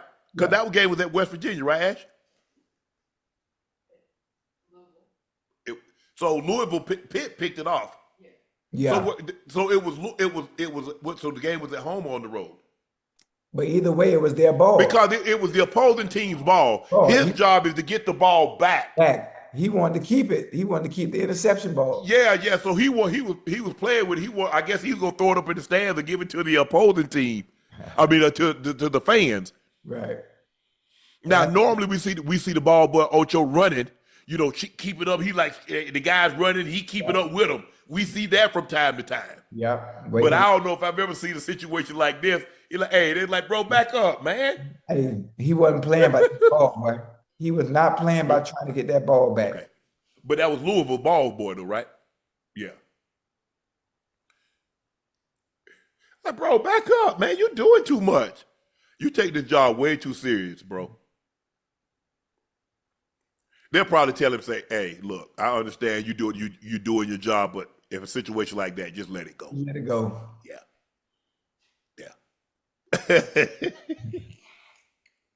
He hard work. He a hard worker, Ocho. He go for he's a guy. Hey, he follow instructions. And you know, listen, it ain't only the players that's getting paid now. You know, everybody get a little check out there. I need that. No, I think that I don't know if ball boy get, but he get to travel though, Ocho. You know what I'm saying? I get to travel. Ocho, think about it now. If you're a college student, now a lot of times the ball boy might be one of the coach's sons or something like that. Because a lot of times the ball boys were coaches' kids. You know, somebody that worked for the Broncos or worked for the Ravens. Right. You know, Coob's son. Clint, he got two sons, Clint and Klein. I think he got three boys, but two of them offensive coordinator. Clint called plays for Seattle. They used to be out there shagging balls. They used to do all kind of stuff. So that was the thing, you know, the coaches' kids, you know, position coaches, DB coaches, whatever, they shag balls. Right. Now, everybody didn't get to go, but, you know, a lot of times, coach's son, before they had the cordless mic, Ocho, remember they used to have the cord? Yeah. So the coach's son or somebody had to carry the coach's son because they didn't want people stepping on it. Right. Man, I remember Jumpy Gathers was supposed to be going into the game, and he didn't see the cord. And by this time, they had pulled the cord. So Jumpy, Jumpy was going. He was getting ready just to step over it. Yeah. They snatched the cord, so Jumpy getting ready to step over it. It caught his foot. Man, Jumpy like going out. Man, it's the stuff that happened on the sideline, Ocho. I just be laughing. Hey, some of the coaches get run over. Yeah, get ran into. I got to make sure you're okay, Ocho. Make sure you're okay. Oh, he get up, it's over. You laughing? What? And don't let us win the game and you got run over and you get your ass on that bus. Right. Oh, you gonna get it. What? Forever. Forever. Oh, it'd be 10 years deep. Hey, man, you remember you got ran over in Indy? Hey, that's one of them everlasting moments that ain't ever going. Man, hey, that manager's like, look here. I wonder if they get scholarship. Oh, he might get partial scholarship for that. Who that? The student manager. He might get some books or some tuition off his tuition. Yeah, probably. Listen, I know he get a little chunk of change now. I just know it. Ocho, Oklahoma State 5 veteran coach Mike Gundy earlier this week. This is what the greatest head coach in college football had to say about Gundy's firing. Some people have a tougher time embracing the whole idea of paying players, especially some of us old-timers. It's a little bit more difficult. Coaching is teaching, and teaching is the ability to inspire learning. For those of us who kind of get that, that's been our self-gratification for so many years. Embracing paying the players has been a little bit harder. And I think ultimately that's what got them at Oklahoma State. It's going to get Dabo too. Oh, yeah, absolutely. But Dabo was supposed to be gone. Dabo was supposed to have been left. When he said the moment they start playing, Ocho, before you go, Dabo said the moment they start paying college players, he's up out of there. Yeah, listen, Nate, I call that small talk. Is when you're talking small talk, you're just talking just to talk. You know good and well you won't go anywhere. And the fact that if you don't want to pay, Now you're seeing it might cost you your job on the back end because you got to play, you got to pay to win. One thing you got to do in life, no matter what you do, is you got to evolve with the times. Pay to play. You got to evolve with the times, especially Pay to stay. if you want to win.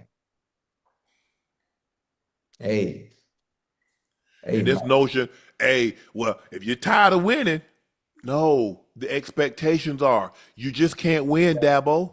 No. You can't. And you know that.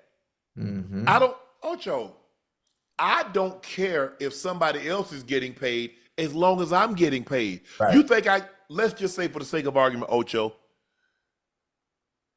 I make $5 million. Yeah. All of a sudden I work for this company and they want to pay the janitor $700,000. Why I care? Right. His $700,000 ain't coming out of my pay. Right. Dabo makes $11-12 million a year. Why do you care in order to still field a good competitive team and go to that and win national championships? Why do you care if a player makes $1 million, $2 million, it's not coming out of your salary? I don't know, just some, he's an old school coach, huh? Yes. I think Man, such and such make it so. I don't care what such and such make. Not one dime came out of Shannon's pocket. So guess what? I'm happy such and such making this. Right. As long as it don't come out of my pocket, as long as you don't take from me to pay somebody else, I don't give a damn who gets paid. Yeah. I think also, you know how it is too with kids. They already don't listen with no money. You add money, it's a whole different ball game. But you know that. It's the same. Ocho, it's the same. Look, listen, a lot of kids now are like this. Yeah. The more you give a kid, the more it is what it is. Yes, sir. Yeah. But guess what? It's on a 1-year thing. College scholarship, you have to renew the college scholarship. It's college. You don't get a scholarship for 4 years. It gets renewed every year. Every year, yeah. Okay. He unruly. Move on. Yeah. Move on. The ones that want to be there, the ones that have aspirations of going further, will listen, do what they need to do, make their money, and move on. Yeah. Those that won't, those that don't, you're going to have to move on without. Ocho, there have been good players in the NFL that teams have had to let go. There have been good players at any job sometimes that don't want to listen, that you have to let go. It is what it is. But Coach Saban said it. Some of us old timers, that's why Coach Saban left. Yeah. Everybody knows what I think of St. Nick, but that's why. Yeah. I mean, that was common sense. Yes. But Coach Saban had one of the biggest car dealerships in the country.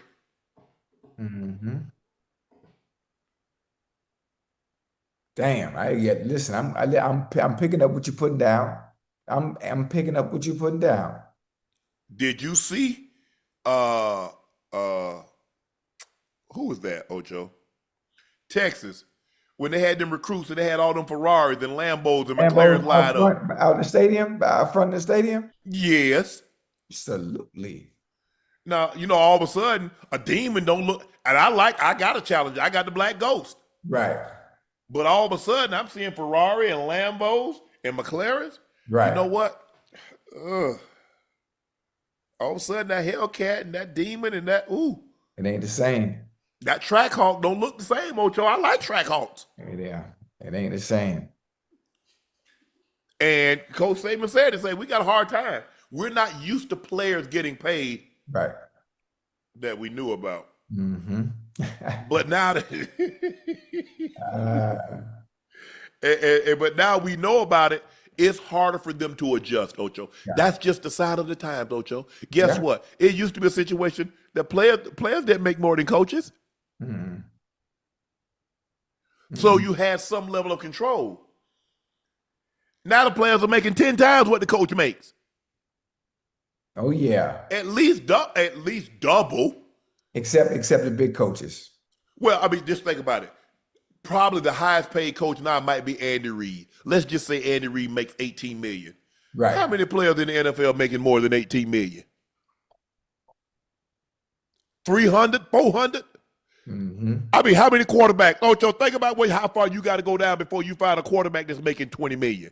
Right. I mean, because they started 60, and now you got receivers making 40. Mm-hmm. You got edge rushers making 40. You got corners making 20. Yeah. Hell, you got a tight end making 19. Running backs making 20. So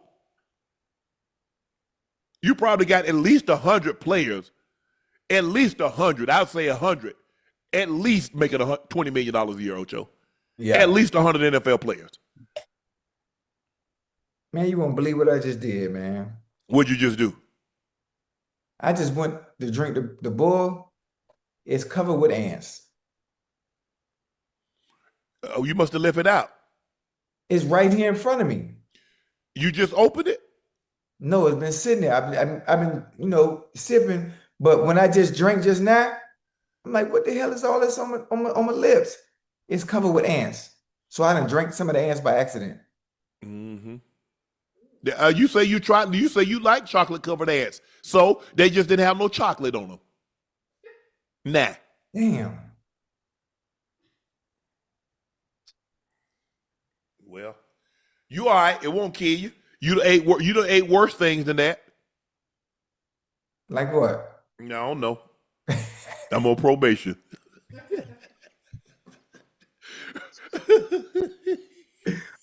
I've been taught probation. Yeah. Russell Wilson could be on the trade block for several teams, despite Wilson publicly stating that he's not going to request a trade from the Giants. He's expected to emerge as a major trade candidate prior to the November 4th deadline. Quarterback injuries have already hit the Commanders, Vikings, 49ers, and Bengals.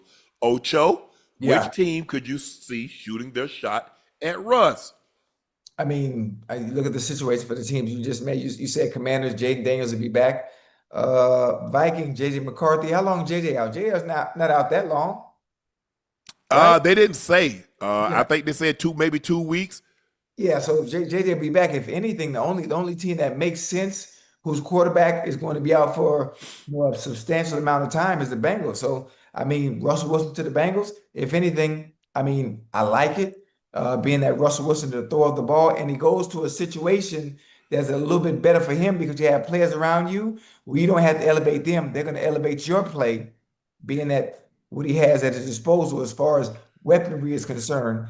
Joe Burrow doesn't come back to December. And the funny thing, depending on how we play this year, if we're not doing well, Monday night's going to be a tall tale for that. Depending on how that game goes, there's a chance Russell Wilson might be in the building next week. I think the problem is, Ocho, he'll be going to a team that his offensive line isn't much better than what he's leaving in New York. Oh yeah. But listen, now he does, but we've seen at the end of the day, it's hard to get completions on your back. Yeah, most definitely. But it's sure gonna be sweet having 1 and 5 to throw to, though. Yeah, for sure. It's gonna be sweet having 1 and 5 to throw to. I know, I can tell you that. You know? Jake Browning got 1 and 5 to throw to. Would you see him running for his life? And he gonna be running for his life again. Because guess what? Yeah. The Broncos can rush the passer. Oh man, we ain't paying the Broncos no mind, man. You got to rush the passer. We ain't paying the Broncos no mind. Because I'm telling you, when we come on the show Monday, Sunday night. It's over for you. Monday. It's a Monday night game. Okay. Do me a favor. Don't come on here sad. Don't come on here with no excuses. I ain't gonna be sad. Don't come on. Sean Payton did this and Bo Nix didn't do that. I don't want to hear nothing. One thing I know about Jake Browning, he has never lost a Monday night game. He ain't never played one either. Never that matter? Monday night game. Does that matter? All right, you'll see. Okay, see. All right. Lance Briggs apparently gave one of the worst halftime speeches ever. Take a listen to this, Ocho. Wait, Briggs had the worst speech I've ever heard in my entire football career. Trash. Like high school, college, and pro. It was the worst. Trash. We were losing to Cincinnati. Lance was in charge of the huddle that week because I think Lack was out. I think Lack was hurt that year. So Lance gets everybody together. He said, I usually don't say nothing. I usually don't speak out on these matters like this. But everybody bring it in, man. I got something to say. And I usually don't do this. Man, we gotta win. Bring it in, man. The worst speech I've ever heard. That was so it. So many pauses. That was it. And everyone, when he said it, was like, he didn't motivate nothing. He didn't motivate offense. But man, we lost worse after that speech. I felt like They quitting. came out and scored 5 more touchdowns after that speech. Lance Briggs, you're one of the worst motivational speakers I've ever heard in my life. You still, my look, God, you know just not for motivational speeches. Hey, but that's funny, man. I was waiting on something deep. I was waiting on something deep and philosophical. When it comes to speeches, the best person I know, when I think about giving speeches, and I ain't even play with Ray. But when it comes to, motivating and the right things, man, Ray's special, boy. Man, I was tired. Man, when you talk about breaking up any dogs in the house, right? I did that the first week. Right. I was out of breath. I moved to the back. Hey, Ocho, I right down there with him. Hit the dogs in the house. Hit the dogs in the house. I right there with him, Ocho. The next week, I'm in the back. Yep, I'm here. Hey, them boys used to be. Hey, y'all used to be getting turned, boy. Oh, we be hype. Hey, y'all used to be getting turned. The greatest intro Suge had, still has the greatest intro in sports history. Easily. Nobody will ever top that entry. Easily. Nobody will ever top Suge's entry. Yeah. Nobody. So don't try. Look, nice, boy. If you want John Wall, Dougie, whoever had an entry, intro, nobody. Michael Jordan's bull and that guard. 6'6" from North Carolina. Yeah. Hey, and at 6'8" from St. Vincent St. Mary. Yeah. Ain't nobody touching Suge. Ain't nothing like Ray, boy. It wasn't nothing like Ray. Yeah, but I couldn't do it, man. I had done got old, Ocho. I had to get to the back. I ain't had them kind of lungs on me no more, man. Hey. Cause I'm already like, see, me and you a lot alike. See, I'm already an emotional player. I already get hyped. Oh, yeah. So the last thing I need, man, I end up I let them boys talk me up, Ocho. Yeah. You know, I used to give you these pills to get you going. Yeah. So they're like, man, I said, man, give me one of them things. So I took 2 of them, Ocho. 2? Before the game? Like 30 minutes before the game, Ocho. Now, as a matter of fact, Ocho, like we coming off the field, so we get to the locker room. Right. Hey, man, let me get everybody. I see everybody else taking them, Ocho. I'm a rookie. Hey, man, give me that. Right. Oh, Lord. Man. My beating fast. I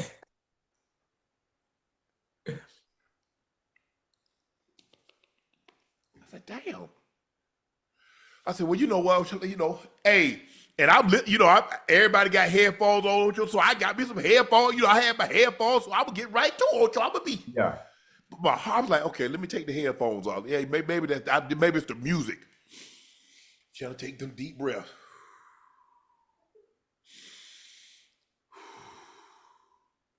My heart ain't slowing down though, Ocho. Ocho. We win the kick and we deferred. So I gotta run. So Ocho, I gotta run down. Mm-hmm. No. We lost the kick. I'm on kick return. Right. So I gotta go. So Ocho, I gotta run back. I run back. Hey. Hey, they called 12 personnel. I ain't gonna be able to go in there. What happened? couldn't catch my breath, Ocho. I had to go. Ocho, I had to go get on oxygen. What the hell they gave you? I think they gave me Fin. Ocho, I swear, my heart had to be racing about 205, 210 beats a minute. Ocho, I thought I was gonna have a heart attack, man. Cause I already get pumped. Yeah. Man, I like to die. Ocho, this is why I stopped listening. But I had to listen to something like slow music. I needed something to slow me down. That's me. So I needed a Maxwell. I needed a Michelle Ndegeocello. I needed Sade. I needed something to slow me down. Ocho, I would literally run one play and have to come out the game and get on oxygen. Ocho, I'll be so hyped. Right. I would be so excited. Man, Ocho, I run down there because the kickoff back then, see, it's not like it is now. Ocho, they let you get as far as you want to. Ocho, I line up at 15 yards. Right. And Treadwell was our first kicker. He would look to the left, you good? Look to the right, I was on the left-hand side. He'd look, I'm good. But I'm way back there, Ocho. Man, when that joker drop his head, Ocho. You gone. When he kicked the ball, Ocho, I'm in a full spirit. By the time the guy set to turn around, you probably gone by him. I pushed him in his chest. He done. He gone. Hey, and you run it so I was a 3. So I'm right there. I'm right there on the numbers. Right. I'm the 3. I'm knifing it. Go away from it if you want to. Right. I'm knifing. Right away. But I'm going straight to the oxygen tank. Just so you know. Just so you know. Hell no. Hey, that's funny. Man, that's funny. If you notice, Ocho, I wasn't one of those guys that, like, when my teammate scored, Ocho, if I wasn't in the end zone, I'd get you on the sideline. I'm out of gas, Ocho. I ain't got nothing for you. I need to be in the end zone when you score or close by. Other than that, I'm blowed. Catch you on the sideline? Yeah, I catch him on the sideline. Ocho, we're back with our newest segment, Player Fave, presented by Prize Fix. How it works, the Nightcap staff has made lineups for the picks. Either you play the lineup or make some changes, choosing more or less. I'm going to get this right. Promo square, Jalen Hurts, more than 0.5 passing yards. That's easy, man. I got that. Daniel Jones, who they play? More than 1.5 touchdown passes. Well, who they playing? The Rams. In L.A.?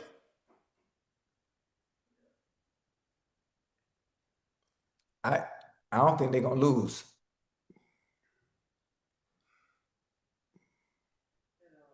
They're playing in L.A. That don't mean nothing. Daniel Jones look like a whole different quarterback. I'm going under. Less. Michael Parsons, more than 0.75 sacks in his return. More. He gonna get at least 1. 2. All he needs is 1. Oh, yeah. Hey, man, where these little motherfuckers coming from? Man, and you talking about come visit you. And you got ants. Man, I wish I might. You don't got no ants? No, I ain't got no ants. These sugar ants. I had ants because somebody thought this was a dinner table. Who?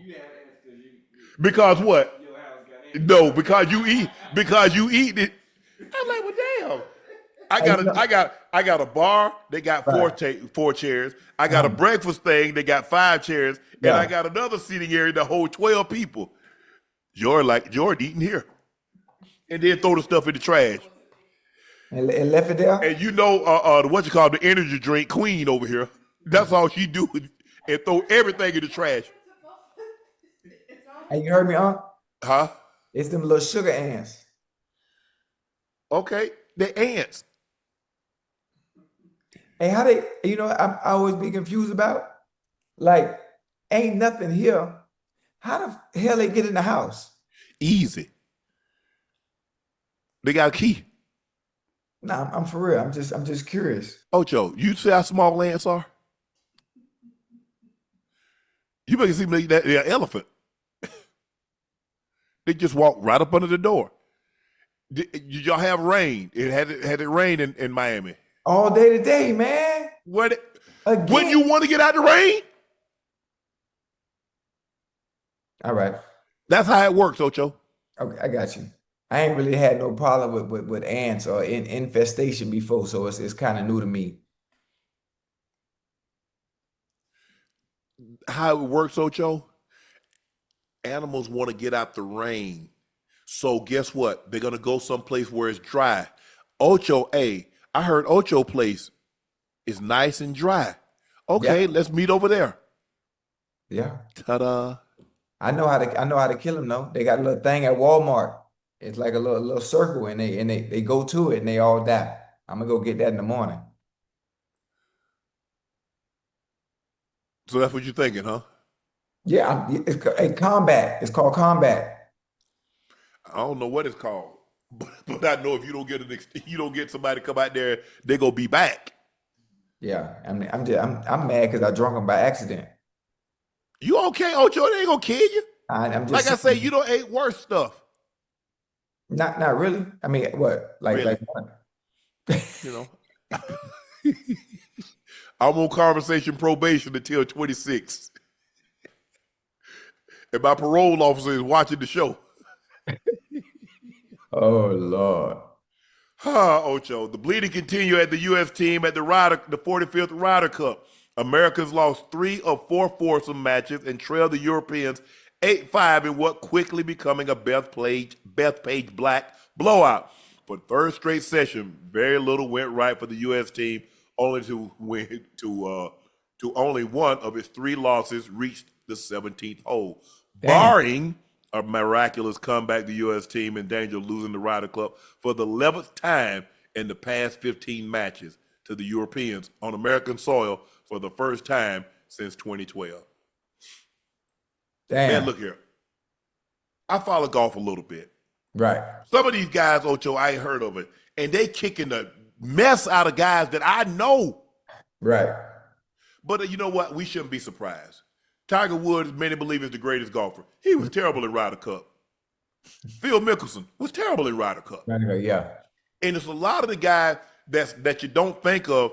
I don't know, maybe the Europeans, maybe they just get up for it. Maybe that's everything to them. But all I know is they put foot to Americans, you know what, when it comes to this. Yeah. The Ryder Cup, yes. Man. Yeah, I'm not, I'm not much of a golfer, let alone a golf fan in general. But I mean, I'm assuming they've been dominating us for a very long time. Well, if they win this one, Ocho, they beating us 5-4. That means they up 5 holes with 4 holes to play. There's nothing you can do. Right. They're beating us 6-5. They're beating us 4-3. Come on, man. Damn. It's times like that. It's times like that where they could use my expertise and my skill. Man, this is ridiculous, man. I mean, I can't remember last time Big John Rahm won something. He out there putting fuss at everybody. Scotty Scheffler is the best golfer in the world by far. Yeah, Scotty, that's my dog. Well, you need to call your dog and tell him he need to do something. That's my dog. Cause everybody putting foots in us. I mean, it's the Ryder Cup. I don't give a damn what it's called. We kind of dominate every other thing, especially individually. Well, I tell you what, they're gonna need to win probably about 15 of these matches. What's the likelihood? Man, we down 11. What we down? 11 to 4.5? Yeah. 11.5 to 4.5. Really? Man, this thing.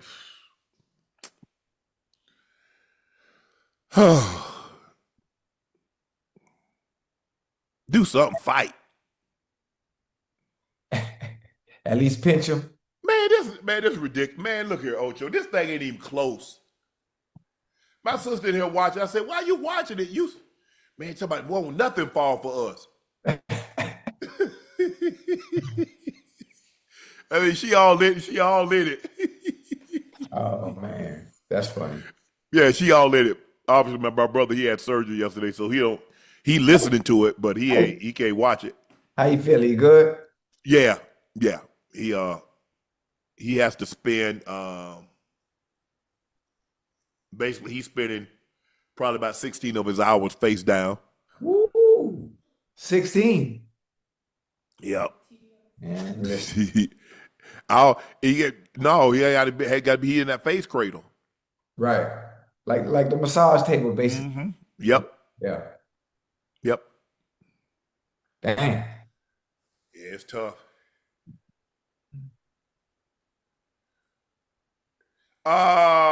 Now it's time for our final segment of the evening. It's time for Q&A. Oh, let me throw this can out. Well, hell, you done drunk most of them. Now you might as well finish them off. He talking about maybe throw the can away. He done drunk a whole can full of yeah. Bring them back, Ocho. I mean, them cousins and friends that you throwing in the trash. The rest of them want to join your rest of their family in your belly. Nah. I only swallowed like 3, That's 3 more than you should have. Aaron Jones said the Ryder Cup it's embarrassing. Whoever coaches the team needs to be gone. We have the best in the world. We don't. I think Keegan Bradley is the captain. Isn't Keegan Bradley the captain? I'm almost certain it is. Look, I think the thing is, Ocho, is that you have to understand. I heard the guy talking the other day. Keegan Bradley is the captain. And then, but he was saying is that according to the course, the Europeans, they pick guys, let's just say it's a dog leg this way. They pick guys that can play the dog legs well. Right. The first hole is kind of set up like the last hole and boom, boom, boom. And there's a 60% chance if you win the first hole, you're probably going to win the match, so forth and so on. So they get guys accordingly. They're just not necessarily taking the best player. We're taking the best players that might not fit the golf course. Oh, so I mean, listen, it's golf. It's golf. You have golfers that play better on certain courses. Yes. I mean, if it's that easy and that strategic, then we should be able to do the same thing. Well, we're not. So we're not. That's nice. That's nice. If there's a course that you need to draw, you need to fade, you get stingers. It all depends. Right. And it seems like they push all the right effing buttons every effing time. Mm-hmm. Man, if I was a golf, if I was really a golf fanatic, and we getting the doors blown out, like, man, please. Ugh. Talking Mayhem podcast said Deion Sanders need to actually recruit, LOL. Sit in these players' homes and recruit. Overhauling your team every year via portal doesn't work, bud. Maybe. Maybe.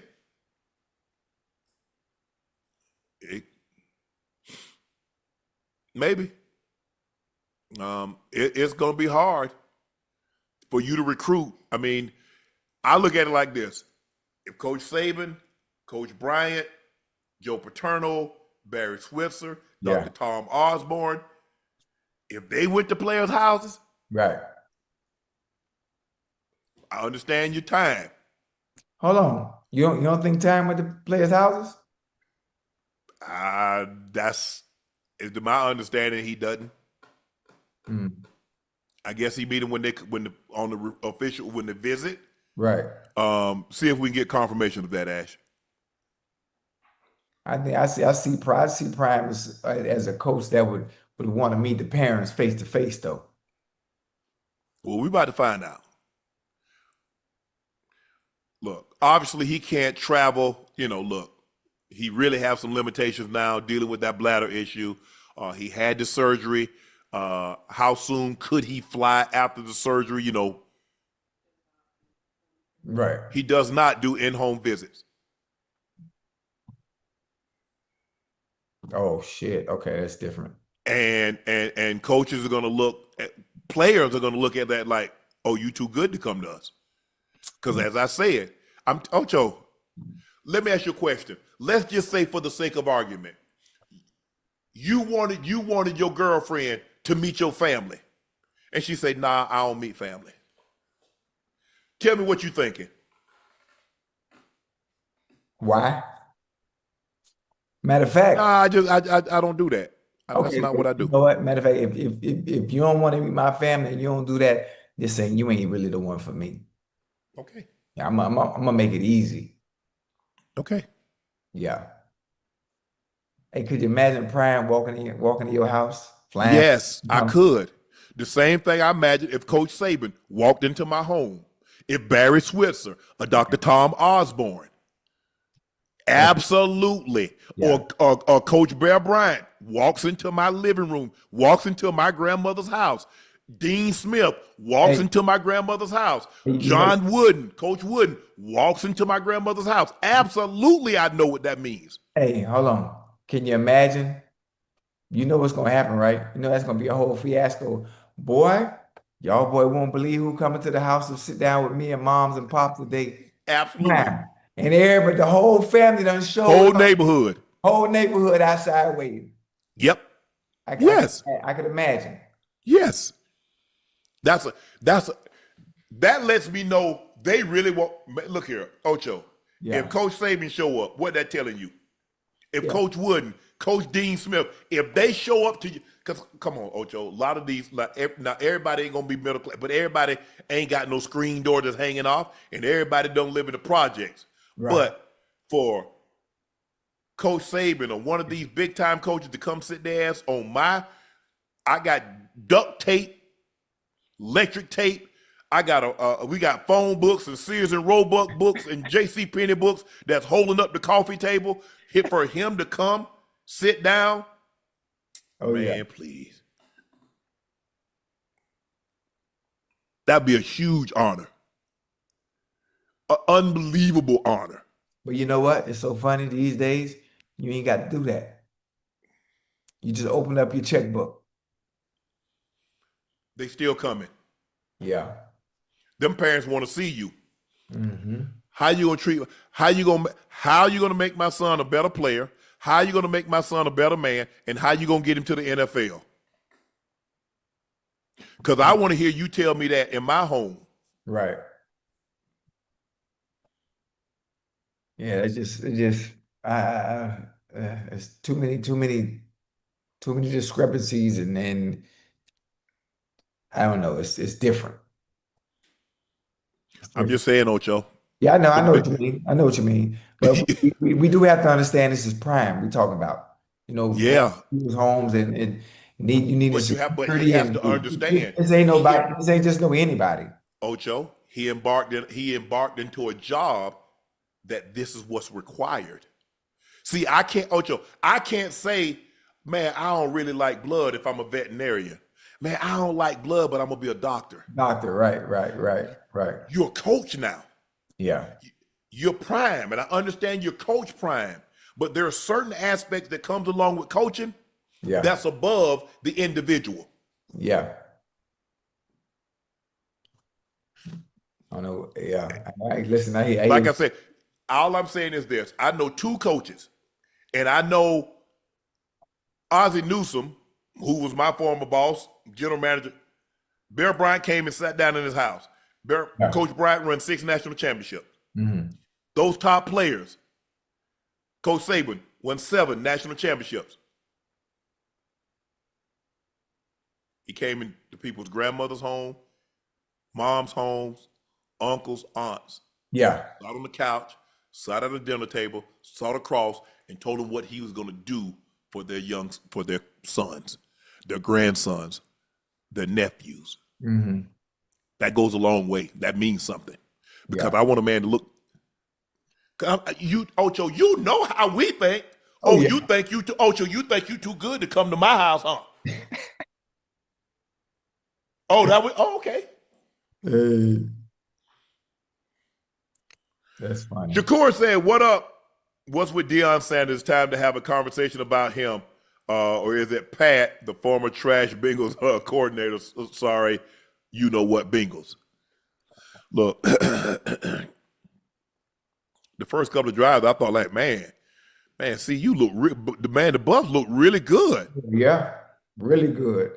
But man, damn, the defense, man, can't stop anybody. And then on third down, it's a struggle to get 3rd and 1, 3rd and 4. I was just like, oh. I don't know. Maybe they need an offensive coordinator with more imagination. I don't know, Joe. Hey, imagination, no imagination. What you need to execute the plays on the field. Jims and Joes. There you go. And that's no disrespect to them young bulls out there.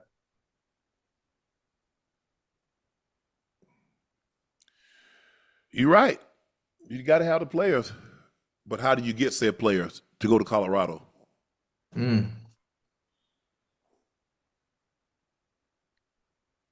Money talks in this day and age. Everybody has a price. Everybody. Okay. Shakur said they need turkey and Jesus in Boulder. I guess they need your Royal Highness. Hey, he was talking trash. SMB, I think that's his name, Ben Salmon. Your Royal Highness, Your Majesty, or what the name that he goes by. Yeah. Yeah, I mean, well, if you had that kind of money, you definitely probably could get some players. Man, listen, you had that kind of money, Colorado be undefeated because they have every player they want, offense and defense. Yeah, you definitely they did. Absolutely. Jolie said, more importantly, Georgia Tech won with former TMU, Texas A&M, I guess, Hayes King, and Georgia lost, so it's a great day.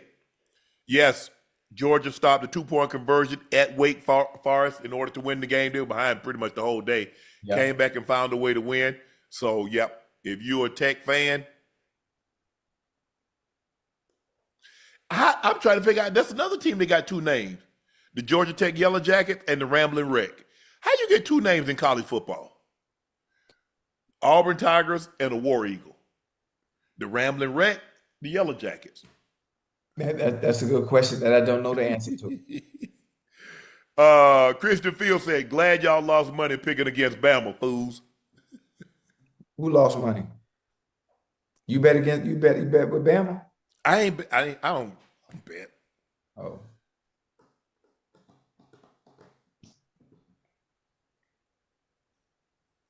I mean, I probably would have lost. I'd have gave up those 2.5. Yeah. Because it wasn't like a whole bunch. And then, I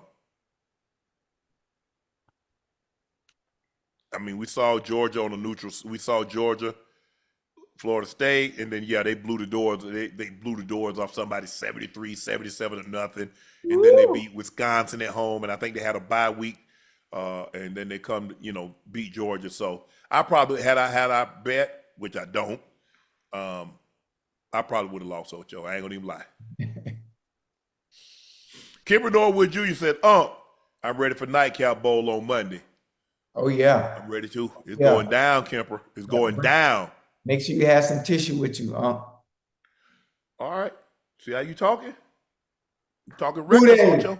Who they think they're gonna beat them Bengals? Yeah, When they gonna win a game? And let me tell you what. Ever. Let me tell you what goddamn Uno gonna do to Patrick Surtain Jr. What are you gonna do? Let me tell you what Uno gonna do to take him to the cleaners. Okay. Take him to the cleaners. And Surtain better hope he ain't got to deal with goddamn T. Higgins. I just hope you better hope he can get it off. Benito coming. Who? Benito. Man, we ain't worried about Jet. Woo! He be coming off. He be flying off the edge. Allen. Woo. He cool. Mims gonna lock him up. Orlando Brown gonna lock him up. Mims go. Oh man, watch Benito just dip up on him. Go. I thought Benito probably had like 2.5. 2.5 what? Sacks, But you don't, hey, you don't even believe that. 2.5. Ain't happening. Lead the man. Will Jamar Chase have over under 13 touchdowns this season? How many he got right now? He got one right now, right, Ocho? How many touchdowns did Chase got? That's a good question. I'm not sure. We're in week 4. I'm not sure. He got one. Yeah. He had 17 last year. But But he had a couple of games where he had like 3, 2. Yeah. I mean, all it takes, look. You take one game to catch fire, huh? Yeah, and touchdowns like sacks, they come in bunches. Yeah. You go a stretch, Ocho, where you have 4 or 5 games and you'll have a touchdown every game. And then one game be thrown in there, you'll have 2. And next thing you know, you looked up like, damn, I ain't have no touchdowns. Now I got 6. Yeah, that's how it happened too. That's exactly how it happens. David Washington said, I'm a lifelong football super fan with deep insight, subscribed and ready to prove my takes. If I'm 90% right, give me a shot on your podcast team. I mean, what do you do, David? I mean, it's not like we don't have a fantasy or a pickup segment, the little segment that we pick for prize picks. Kevo, Green Bay on upset alert. Let you tell it. Hey, who the Lions play tomorrow? The Lions. He said the Packers play the Cowboys. Yeah, no. Yeah. Hey, man, please. Lions play the Browns. Now watch how they struggle against the defense. Watch. Hey, everybody in the chat, remember this tomorrow. Now the Lions might win the game, but watch how the Lions struggle. What you mean might win the game? Okay. Hey, them jokers good, man. God damn. If they had, any kind of offense. Oh yeah, man. I'm still getting over. You see Alabama throw that ball to the tackle. Ready to screen to the tackle. Yeah. Mm-hmm. And then he dove, tried to dive for the pylon, Ocho. Trying to score. Boy, he trucked the dude. Ran him right over. He did. Thank you guys for joining us for another episode of Nightcap. Very, very interesting games tonight. Colorado lose a heartbreaker, interception with 50 seconds to go. They could have tied the game or taken the lead, but they lose 24-21 to number 25, BYU at home. Alabama goes into Athens between the hedges and stuns the Georgia Bulldogs by the score of 24-21. Penn State lose in double overtime 30-24. And Ole Miss takes down LSU. Y'all know who I am. I'm your favorite Unc, Shannon Sharpe. That is my partner and co-host, Liberty City's own Bengals Ring of Fame honoree, former Pro Bowler, All-Pro. He's Chad Ochocinco Johnson. Please make sure you hit that subscribe button. Please make sure you hit that like button. And do us a favor, go subscribe to the Nightcap podcast feed wherever you get your podcast from. Thank you for your support and your continued support. Please make sure you check out Shea by La Portier. If you can't find it in a city or state near you, order it online. We'll ship it directly to your door.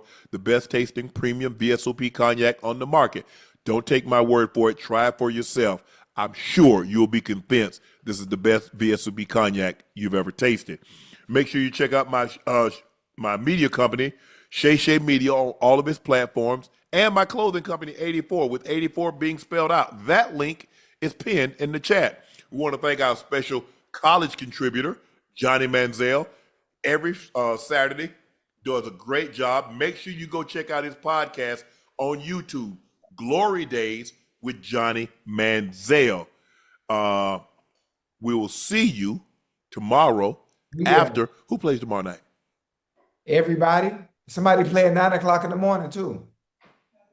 Oh, Packers Cowboys tomorrow night, Ocho. Oh, that's gonna be a barn burner. Oh, yeah. That's gonna be a barn burner. That's just the appetizer. Cause the entree is Monday night. The second game. You're gonna Bronco country, stand up. You're gonna be mad too. Okay. You see how you talking? I'm just telling you ahead of time. Well, I mean, we already so words are not doesn't taste as bad as ants. So we know you like ants. So you ate them tonight. So you'll be eating your words tomorrow, on Monday night. All right. Thank you guys for joining us. I'm Unc. He's Ocho. We'll see you tomorrow night after the Packers Cowboys. Thanks for tuning in. Peace.